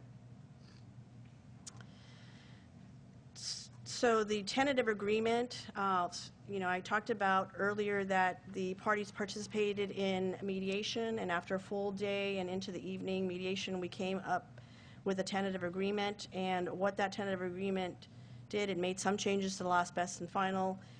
Under the employee pension, we agreed in order to get a 2-year agreement, we would have, instead of 7% employee pickup on day one, we would have the employees pick up 5% upon ratification, and then the additional 2% on October 1st, 2014. Under the health benefits, we would slightly increase the contributions for each of the categories based on 2014 rates. And we would, instead of eliminate the CalPERS 22893, we would the parties would agree to reopen to discuss the elimination of 22893. Under the leave, pretty much the same provisions as the last best and final. We would reduce the cash out upon retirement for new hires from 50 to 25%. One of the last issues in mediation that we talked about was the holiday closure to close the, to try to get agreement. We agreed to having employees have 4 paid days during December of 2013 and 14 only. So there would be 8 days in total as a way to close the negotiations. The wages, the parties had agreed to eliminate the G-step for new hires only, and the term would be 2 years. Again, executing all tentative agreements. There are 2 unfair labor practice charges filed by the union, and as part of the tentative agreement, the union would withdraw its with prejudice their pending unfair labor practice related to bargaining, and also their unfair labor practice charges to one overtime issue. Well, they would actually, they would hold it in abeyance, and we'd work on that and get a resolution by July 31st to resolve it. Okay, so as I said earlier, SEIU took the tentative agreement that both parties had said that they would recommend to their principals. Your board called a special meeting and did approve it.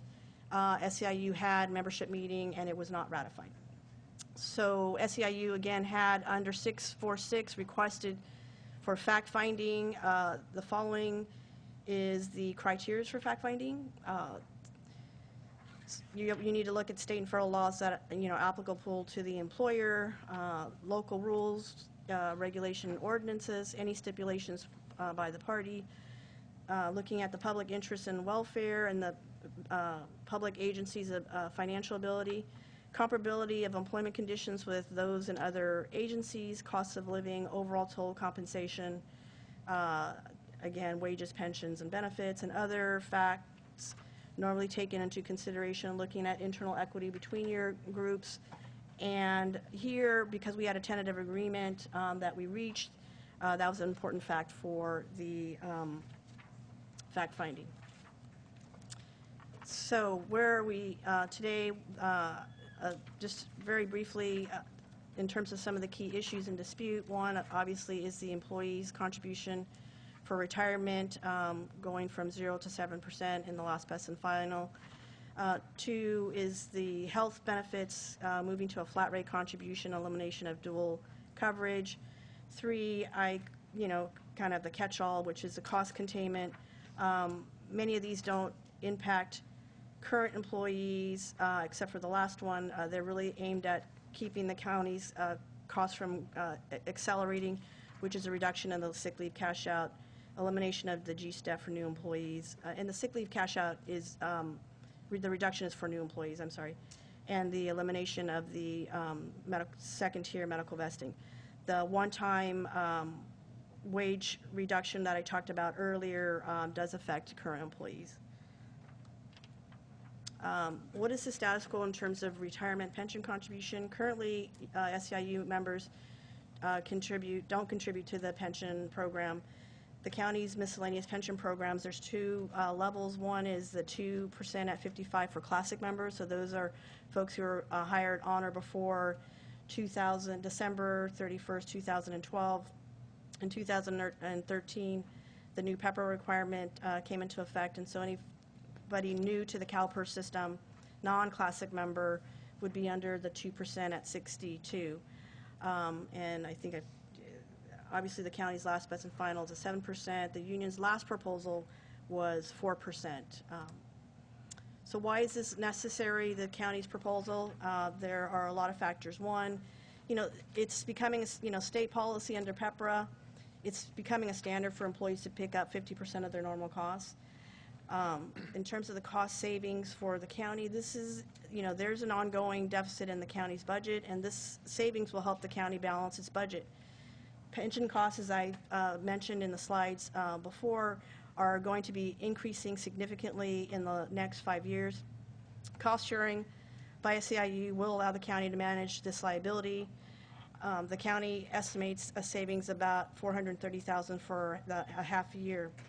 In terms of external comparability, we looked at the other comparable agencies, and to the extent that the counties make any contribution to the employee share of pension, most contribute significantly less than the county of San Benito.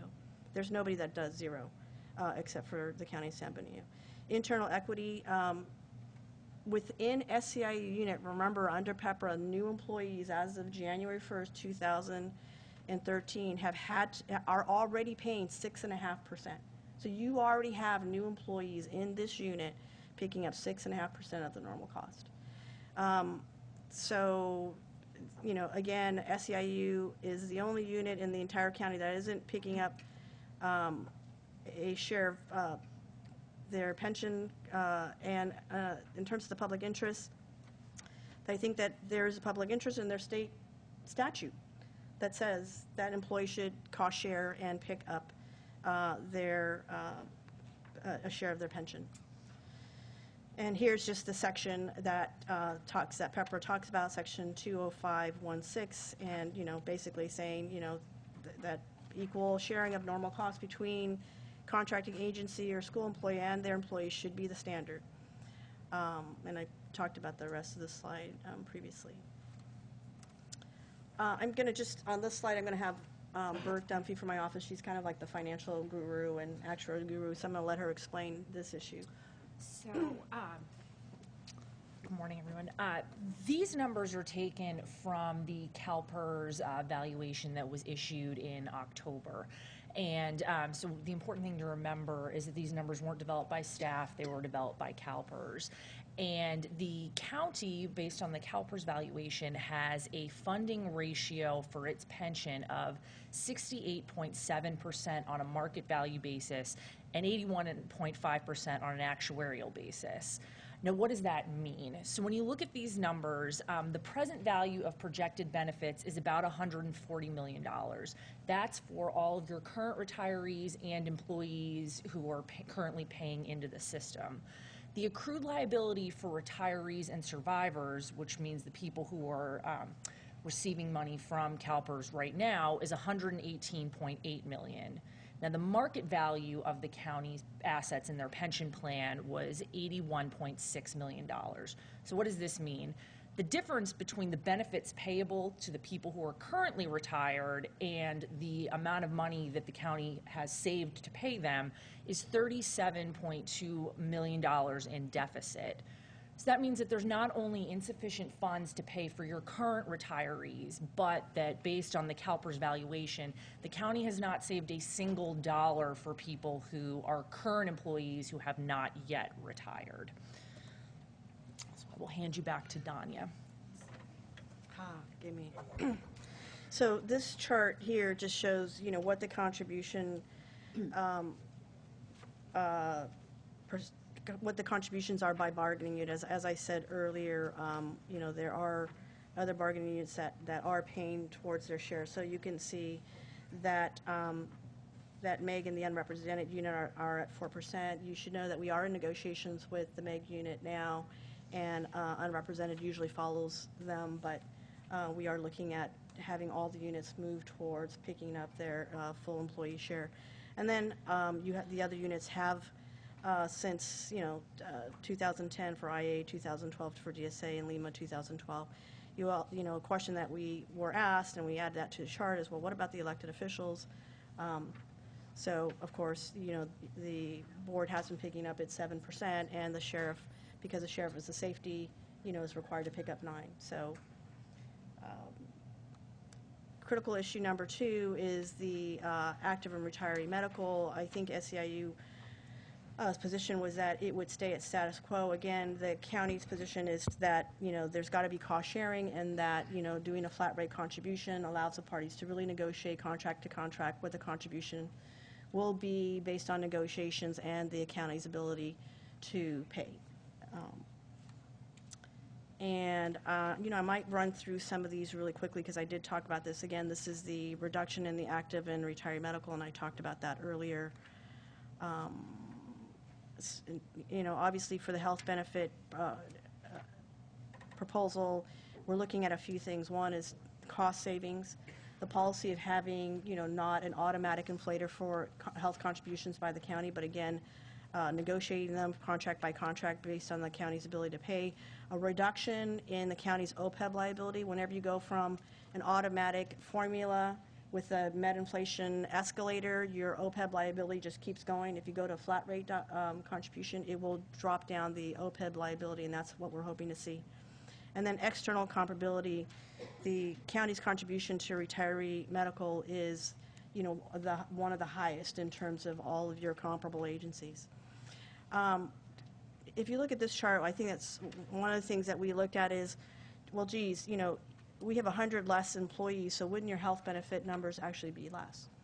Because theoretically you have less employees in health care, should be reduced.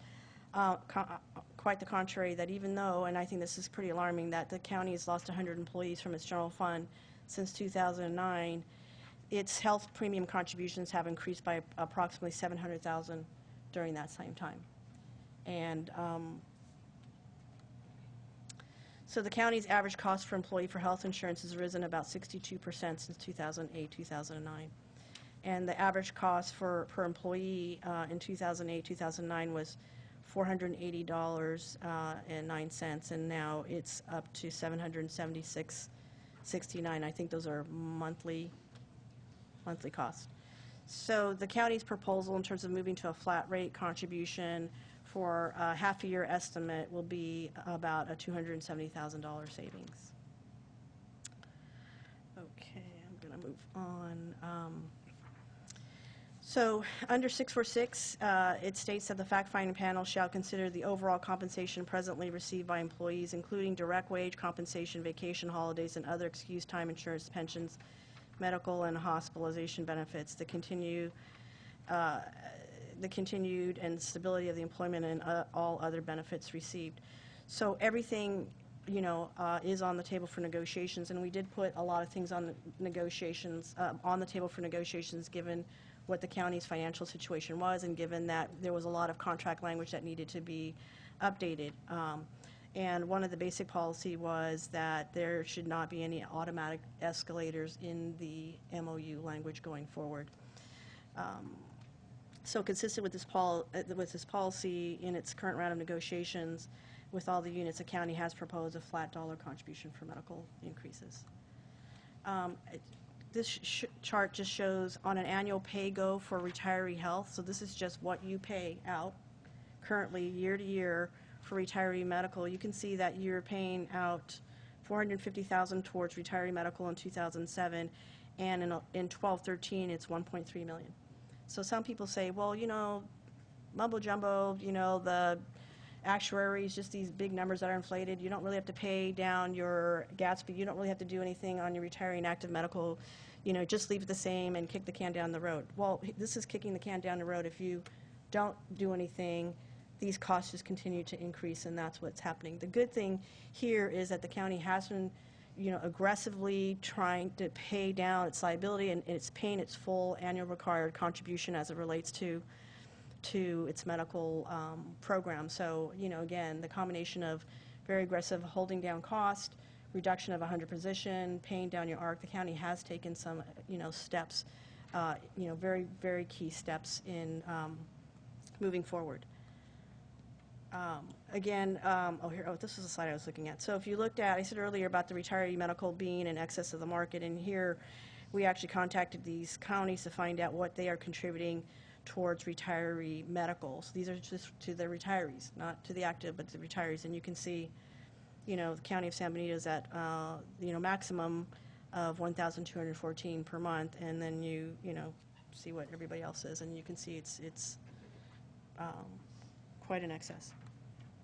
Critical issue number 3, and these are the cost containment, and I'm not going to go over them again. Again, they are the sick leave, you know, holding down sick leave payout upon retirement for new hires, the Step G, and well, actually, I'm going to go back. I did promise, well, the slide that I just ran over, I said I would provide you the number of what the cash payout has been on sick leave payout on retirement. It's been about $400,000. So not a small number. It's a big number. We tried to hold that down. And again, elimination of Step G. And I just want to say that, you know, in the tentative agreement, both parties agree to the elimination of Step G, and also to the looking at the elimination of 22893, as well as looking at reducing the sick leave for new hires. In terms of the 1.5% wage reduction, we're looking at $119,740 of savings had we gotten the contract completed on October 1st through today. Okay. So I think this is the last slide here. So the fact finder's recommendation versus the last, best, and final. If you look at this chart, you know, under the factors, you'll see that under pension contribution, the fact finder, and remember, the fact finder's recommendation is not binding, and the fact finder's recommendation can't as a whole be imposed, because the fact-finding the recommendation is for a 2-year term with things in it that you are not legally able to impose. So, you know, I'm going to go through those, and then I'll let you know element by element what that means. Under the tentative, and remember the fact finder's recommendation that both parties objected, SEIU and the county, was the tentative agreement. So there's no agreement by SEIU on the fact finder's recommendation because that was the tentative agreement that was voted down by its membership. So the fact finder, you know, pension contribution as it was except for the, well, no, as is. The tentative agreement was 5% immediate pickup by employees and then 2% on October 1st, 2014, as opposed to the last best and final is 7% effective immediately. If you move to implement, unilaterally implement, because again, there's no agreement on the tentative agreement, the fact finder's recommendation, you can only impose the 5% immediately. That 2% cannot be imposed because it's outside, it's in the second, you know, it's outside of the first element, and so you would have to go back into bargaining again and start the bargaining process again for that 2% in the next bargaining round if that's what the board chose to do. The health contribution, you know, the numbers here, I won't go over them again, but, you know, they're listed here, the difference between the fact finder's recommendation and the last best and final. The difference between the last best and final is that it's based on the 2013 rates as opposed to the tentative agreement was based closely, not exactly, because SEIU had asked to change to give a little bit more to the employee plus family versus the employee only, so it's close to total numbers near the 2014 rate. But the last best and final includes the elimination of the dual coverage. We had dropped it because when we thought we had a tentative agreement, we had dropped it on the tentative agreement. Wage reduction, there was no wage reduction to make up the difference between getting a contract on October 1st versus when we got the tentative agreement because we had an agreement. But given that, you know, the last best and final says, you know, it's a 0.5%, I think, for every month that it went, and, you know, we're now in January, so it's a 1.5% salary reduction until the amount is recovered. The 22893, the second tier of retiree medical, under the fact finder's recommendation was a reopener to discuss elimination, and under the last best and final is to eliminate that provision. You can't, under a unilateral implementation, you don't have agreement, so you can't impose a reopener to a term that you don't have an agreement on. So that can't be implemented. Step G, it's same provision in terms of elimination of Step G for new hires. And again, you know, the parties had actually agreed to that in the tentative agreement. Sick leave, the change here between the LBF and the fact finder's tentative agreement is that the cash out would be eliminated for 50 to 25% for new hires. Those track the same, but the difference is under the tentative agreement we had said that we wouldn't do it unless we got agreement with all the other groups. Other provisions previously agreed to by the TA, executed as part of the TA, we would incorporate those under both. Holiday closures, again, under the recommended fact finders recommendation, you can't implement either because the New Year already happened. Christmas, New Year already happened in 2013, and 2014 is outside the period of implementation. The fact finders also suggested that SEIU withdraw its unfair labor practice regarding the bargaining and also overtime, and also that it delay the unfair labor practice hearing on the overtime issue. Under statute, you can't, as a board, unilaterally implement SEIU waiving its right to move forward. And I will let you know that they are moving forward. We just received in our office moving forward on the unfair labor practice charge for the overtime, the one overtime issue. So you cannot implement that under the fact finder's recommendation. Finally, the Fact finder, based on the tentative agreement, recommended a 2-year term. Under unilateral implementation, you cannot implement a yearly term because you don't have a contract. What you're implementing are implementation on new terms and conditions. It's the new status quo, so you can't implement a term. And again, we can't implement a 1-year term either because we don't have an agreement. We're implementing the new terms and condition. That becomes the new status quo.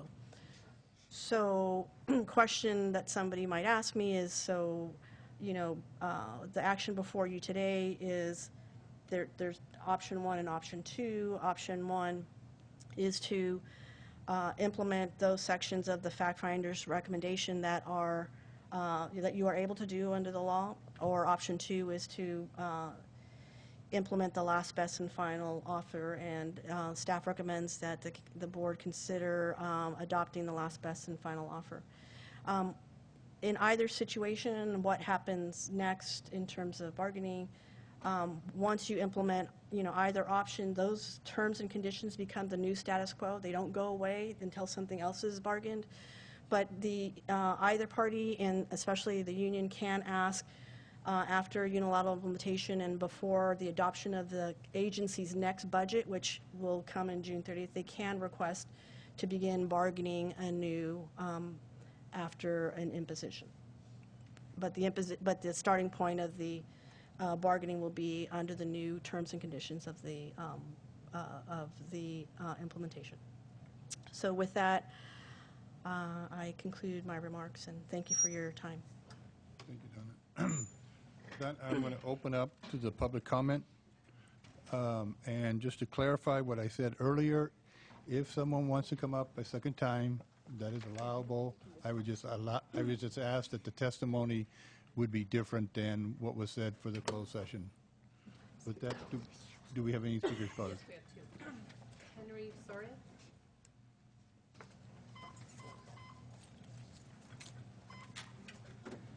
Good morning. Henry Soria, SEIU Local 521.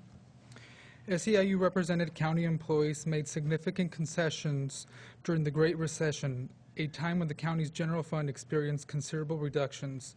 The county froze pay and employees took furloughs to help the county make it through difficult times.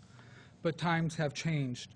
Last year, if you refer to page 8 of the presentation that was made, the county had a budgeted deficit, but when every dollar was counted, you actually had a surplus. This year, thanks in part to an improved economy and budgeting corrections that the county has yet to implement, the county will again experience positive cash flow. And I would also like to turn the board's attention that it's the Board of Supervisors that creates and implements the budget. If there is a massive increase in spending, it's because that massive increase in spending was created by the Board of Supervisors. And so I would recommend that the board just hold down, push the brakes on that spending, because you don't need to spend the money if you don't have it. That's part of the reason why you're here, theoretically.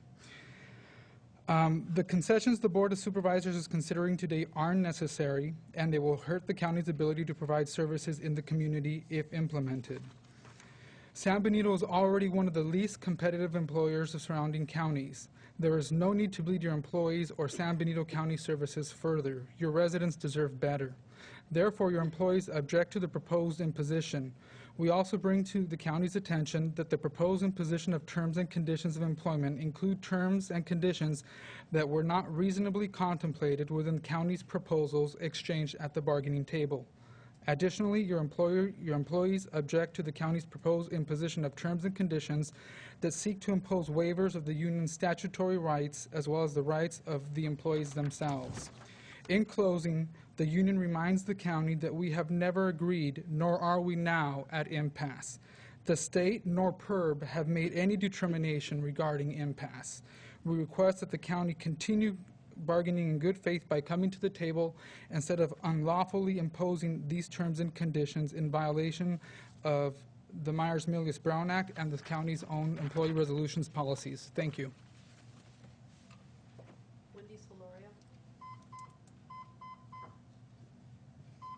Good morning again.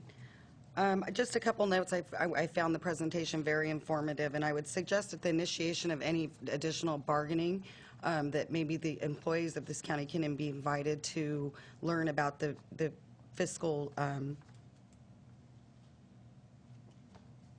of the fiscal, I don't even know the word to say it, where the county lies. It's really important to community members.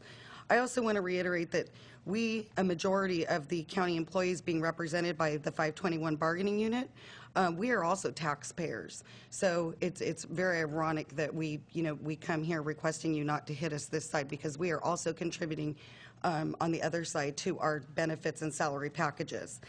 And I ask you to make no mistake, we are not here asking for a wage increase. There was not a wage increase in the presentation. We have gone through these years, these 5.5 years, exactly when I became employed with this county. We've gone through the budget with you. We didn't go under it. We have to go through it, and we appreciate that.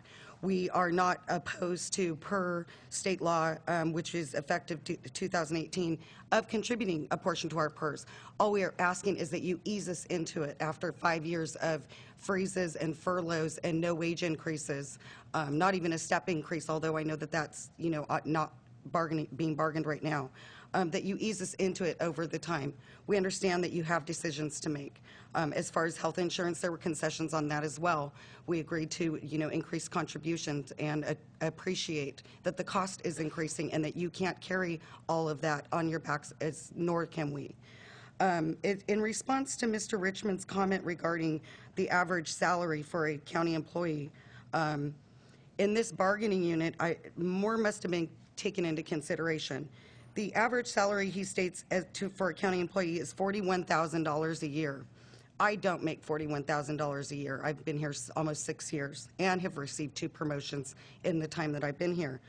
In order to receive a $3,900 PERS retirement check, and just rough figures that we crunched, and I'm no mathematician by any means, commencing employment at 36 years of age, which I did, I would have to work a total of 57.5 years to attain $3,900 a month, and I would be 93 years old at that point.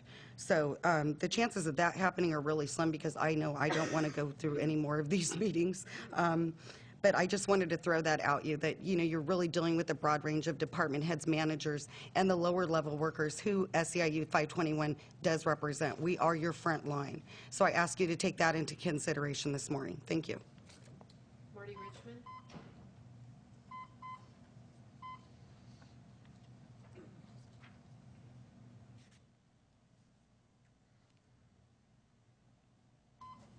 Marty Richmond, Hollister, thank you very much for your time. Let me clarify what I said. What I said was the average person who works in the county, not the average county employee. I said the average person who works in this county makes $41,000.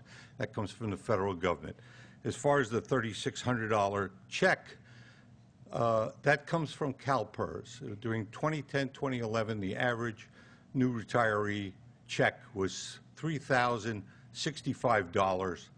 Our personnel get the average check on average. I can't speak about any individual. I don't know what they make. Plus, they get the retirement benefit, which is $400 and something a month.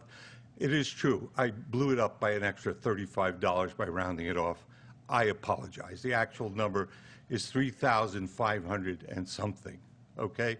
That's the retirement check plus the medical. Here is my argument.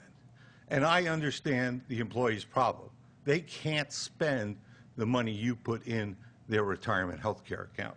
So they're looking at their check, and they're looking at their expenses, and they're saying, I can't cover my expenses.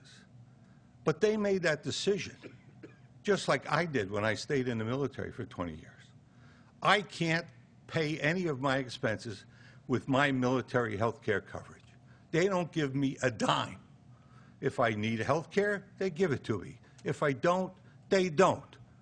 They don't say, you didn't take the health care, here's another $500 a month. That's a decision I made. Sometimes I regret that decision. I'm sure there are occasions when the employees here regret that they took lifetime health care. But you cannot say that's not compensation. That's ridiculous. So when someone says, I didn't get a raise, but you see that the county paid an enormous amount increase in health care coverage, the employees got that raise. Who else got that raise? That's a raise. The fact that they can't collect it because they didn't get ill, I'm glad they didn't get ill. But that's not my problem. My problem is the cost to the taxpayers. The cost to the taxpayers. And you're looking, I'm going to be coming to you shortly within a few months and asking for help on the library.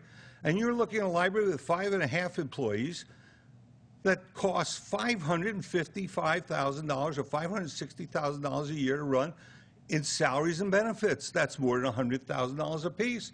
And the people who are sitting there checking the books, reading the books, are making $20,000 to $40,000. And the people scanning the books with a barcode scanner are making $50,000 or $40,000, whatever the number is, plus benefits equal $100,000. I can't change I'll wrap up. I can't change what the county pays, but the county pays it all, and the taxpayers pay it all. Thank you for your time. Anybody else from the public? Good morning again, Board. My name is Alicia Cardenas, and I work for the Department of Child Support.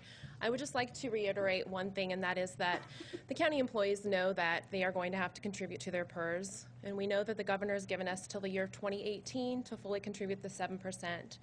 We're not asking you today for a raise, as Wendy Solorio pointed out, and we're not asking that we don't contribute anything. What we're asking is that you implement this over the process or the course of a couple of years, being that the times in this county and for your employees is hard times based off of the current economy. We know that you have plans to turn things around and hopefully for some new revenues to be contributed to the county's budget, and we are holding out that you're going to make some things happen. We are supporting you in those endeavors. So please support us now and hear that we do plan to contribute. We want to stick around.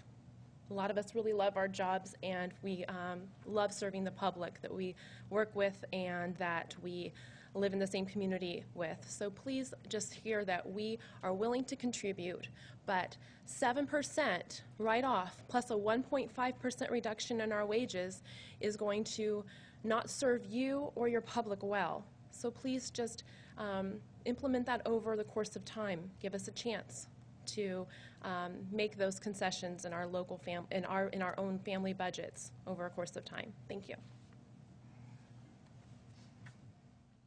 Anyone else from the public? Seeing none, I will close the public comment period and bring it back to the board. Any questions for the board members? Mr. Chairman, I guess are we handle this issue before lunch or deliberate after lunch as far as what we're due? Hopefully we can finish it up before lunch. Okay, very well. You know, this has been a real tough job sitting here for the last 4 or 5 years. And what we have today is 2 options, and neither one of them is very good. And the fact is, I don't take any pleasure, no matter what we do, it's to affect the net pay of the SEIU employees, our county workers. And I don't think any of us are taking that very lightly. At least I haven't been taking it very lightly. But I have seen this coming for a number of years, not weeks, not months. It's been coming for a number of years. And the fact of the matter is that, you know, the county revenues have not recovered back to pre-recession time. They're not going to recover to pre-recession time, and in the meantime, we have laid off employees in so many different departments. We're running a skeleton crew up and down this entire county, and I'm tired of laying off employees. We can't function with local government if we lay off even one more person, and so we have to find a way to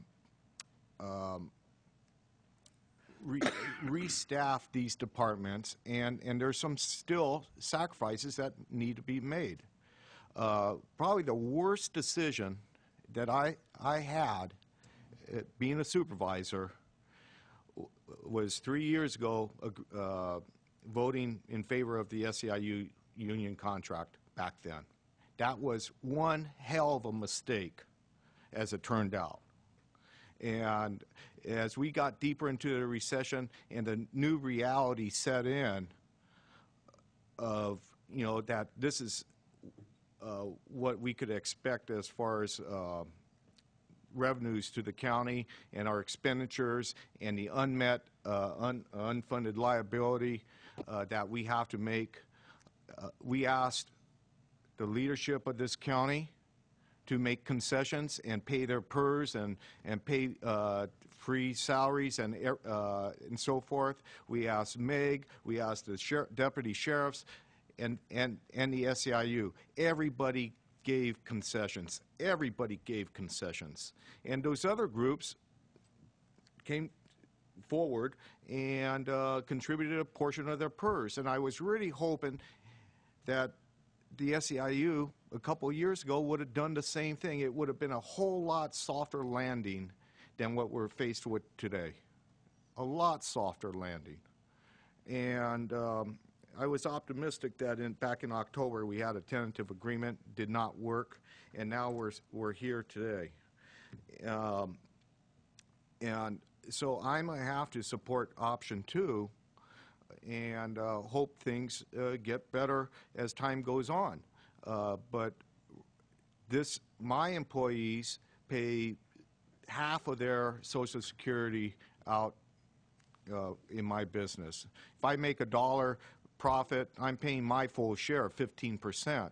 And this is a new reality. I don't think it's unreasonable to expect employees to pay their portion of the PERS. The medical costs have gotten away from everybody in this country, and as it's seen by that chart, I think that kind of illustrated that we probably should have done something a lot sooner than now. But that's where I'm at with this, and I'm sorry. It hurts. It hurts you guys more than me saying it, and it's not past me, but I have to let you know where we're at. It's a tough decision, and what I want to see going forward into the future is that this county remain prosperous. We provide the services that people expect at the staffing levels that is sound, and hopefully, you know, we could start revisiting some of these other issues. Thank you, Mr. Chairman. Supervisor Barros? Thank you, Mr. Chair. This is a really sad day in San Benito County, and I have to thank, well said, Supervisor Botello. I have to agree. I will be also supporting option 2. One of the employees said that they would like for us to ease things, especially that 7%. We tried that, as was shown earlier. It was in our tentative agreement that was not agreed upon, and so we tried that. It is our responsibility as supervisors to be fiscally responsible. Unfortunately, there were those that came before us, and I don't want to point fingers, but it's a fact that had they been fiscally responsible, we wouldn't be here today making this really tough decision. It is our responsibility not just to plan for now, but we have to plan for the future, and that's what we're doing today. Thank you, Mr. Chair. Supervisor Rivas? Yeah, you know, the only thing I can add to what's already been said is, you know, in the end, what we need is an equitable labor agreement, you know, an agreement that meets the needs of our county workers and an agreement that meets the needs of our local taxpayers. And I believe that the best way to move forward is to adopt the recommendations as recommended by the neutral fact finder in option A. I think that at this point we have 2 options that do ask for the concessions from our local workers, from our SEIU workers, but at the same time, I think when you're dealing with 2 different options, it's a matter of the strategy from our part as a county. And I think that moving forward with option 1 is the best way to really not slap our local workers in the face and move forward and hopefully reach an agreement in the coming months. So, Mr. Chair, that's where I'm at. Thank you. Thank you. Supervisor Cruz. Thank you, Mr. Chair. I do appreciate it. I would also support Supervisor Robert Rivas. Go with option A. For myself, I have to reiterate that we have tried over the last 2 years, and this is my 3rd year, of trying to reach an agreement with SEIU, and we have been rejected. They come to us and ask us not to impose the higher amount, to ease it in. That is what we have been trying to do for the last 3 years, and we have been rejected by them. We started this negotiation this year saying that we needed to get to 7%. And we were in the tentative agreement that the bargaining unit agreed to, it would have been eased in. And that was rejected by the memberships, unfortunately. So today we do have a hard decision before us. And both of these are not, are hard decisions. They're going to it can be an effect on the employees. We understand that. But as it was said, we have to be conscious of the taxpayers of this county. With that, what is the wish of the board? Supervisor Patello? Yes, I'll make a motion to decline the fact finder's non-binding recommendations and adopt the resolution 2014-5, implementing changes in wages, hours, terms, and conditions of employment for employees in the Service Employees International Union Local 521, which incorporates the changes in the language of the MOU consistent with the county's last, best, and final offer. Authorize the county administrative officer to take the necessary administrative actions appropriate to effect the purpose and intent of this action. Yes, and I Mr. Chair. second that motion with the changes that were presented to us. Yeah, let me- 8.1 and... Yeah, I will cover those if you don't.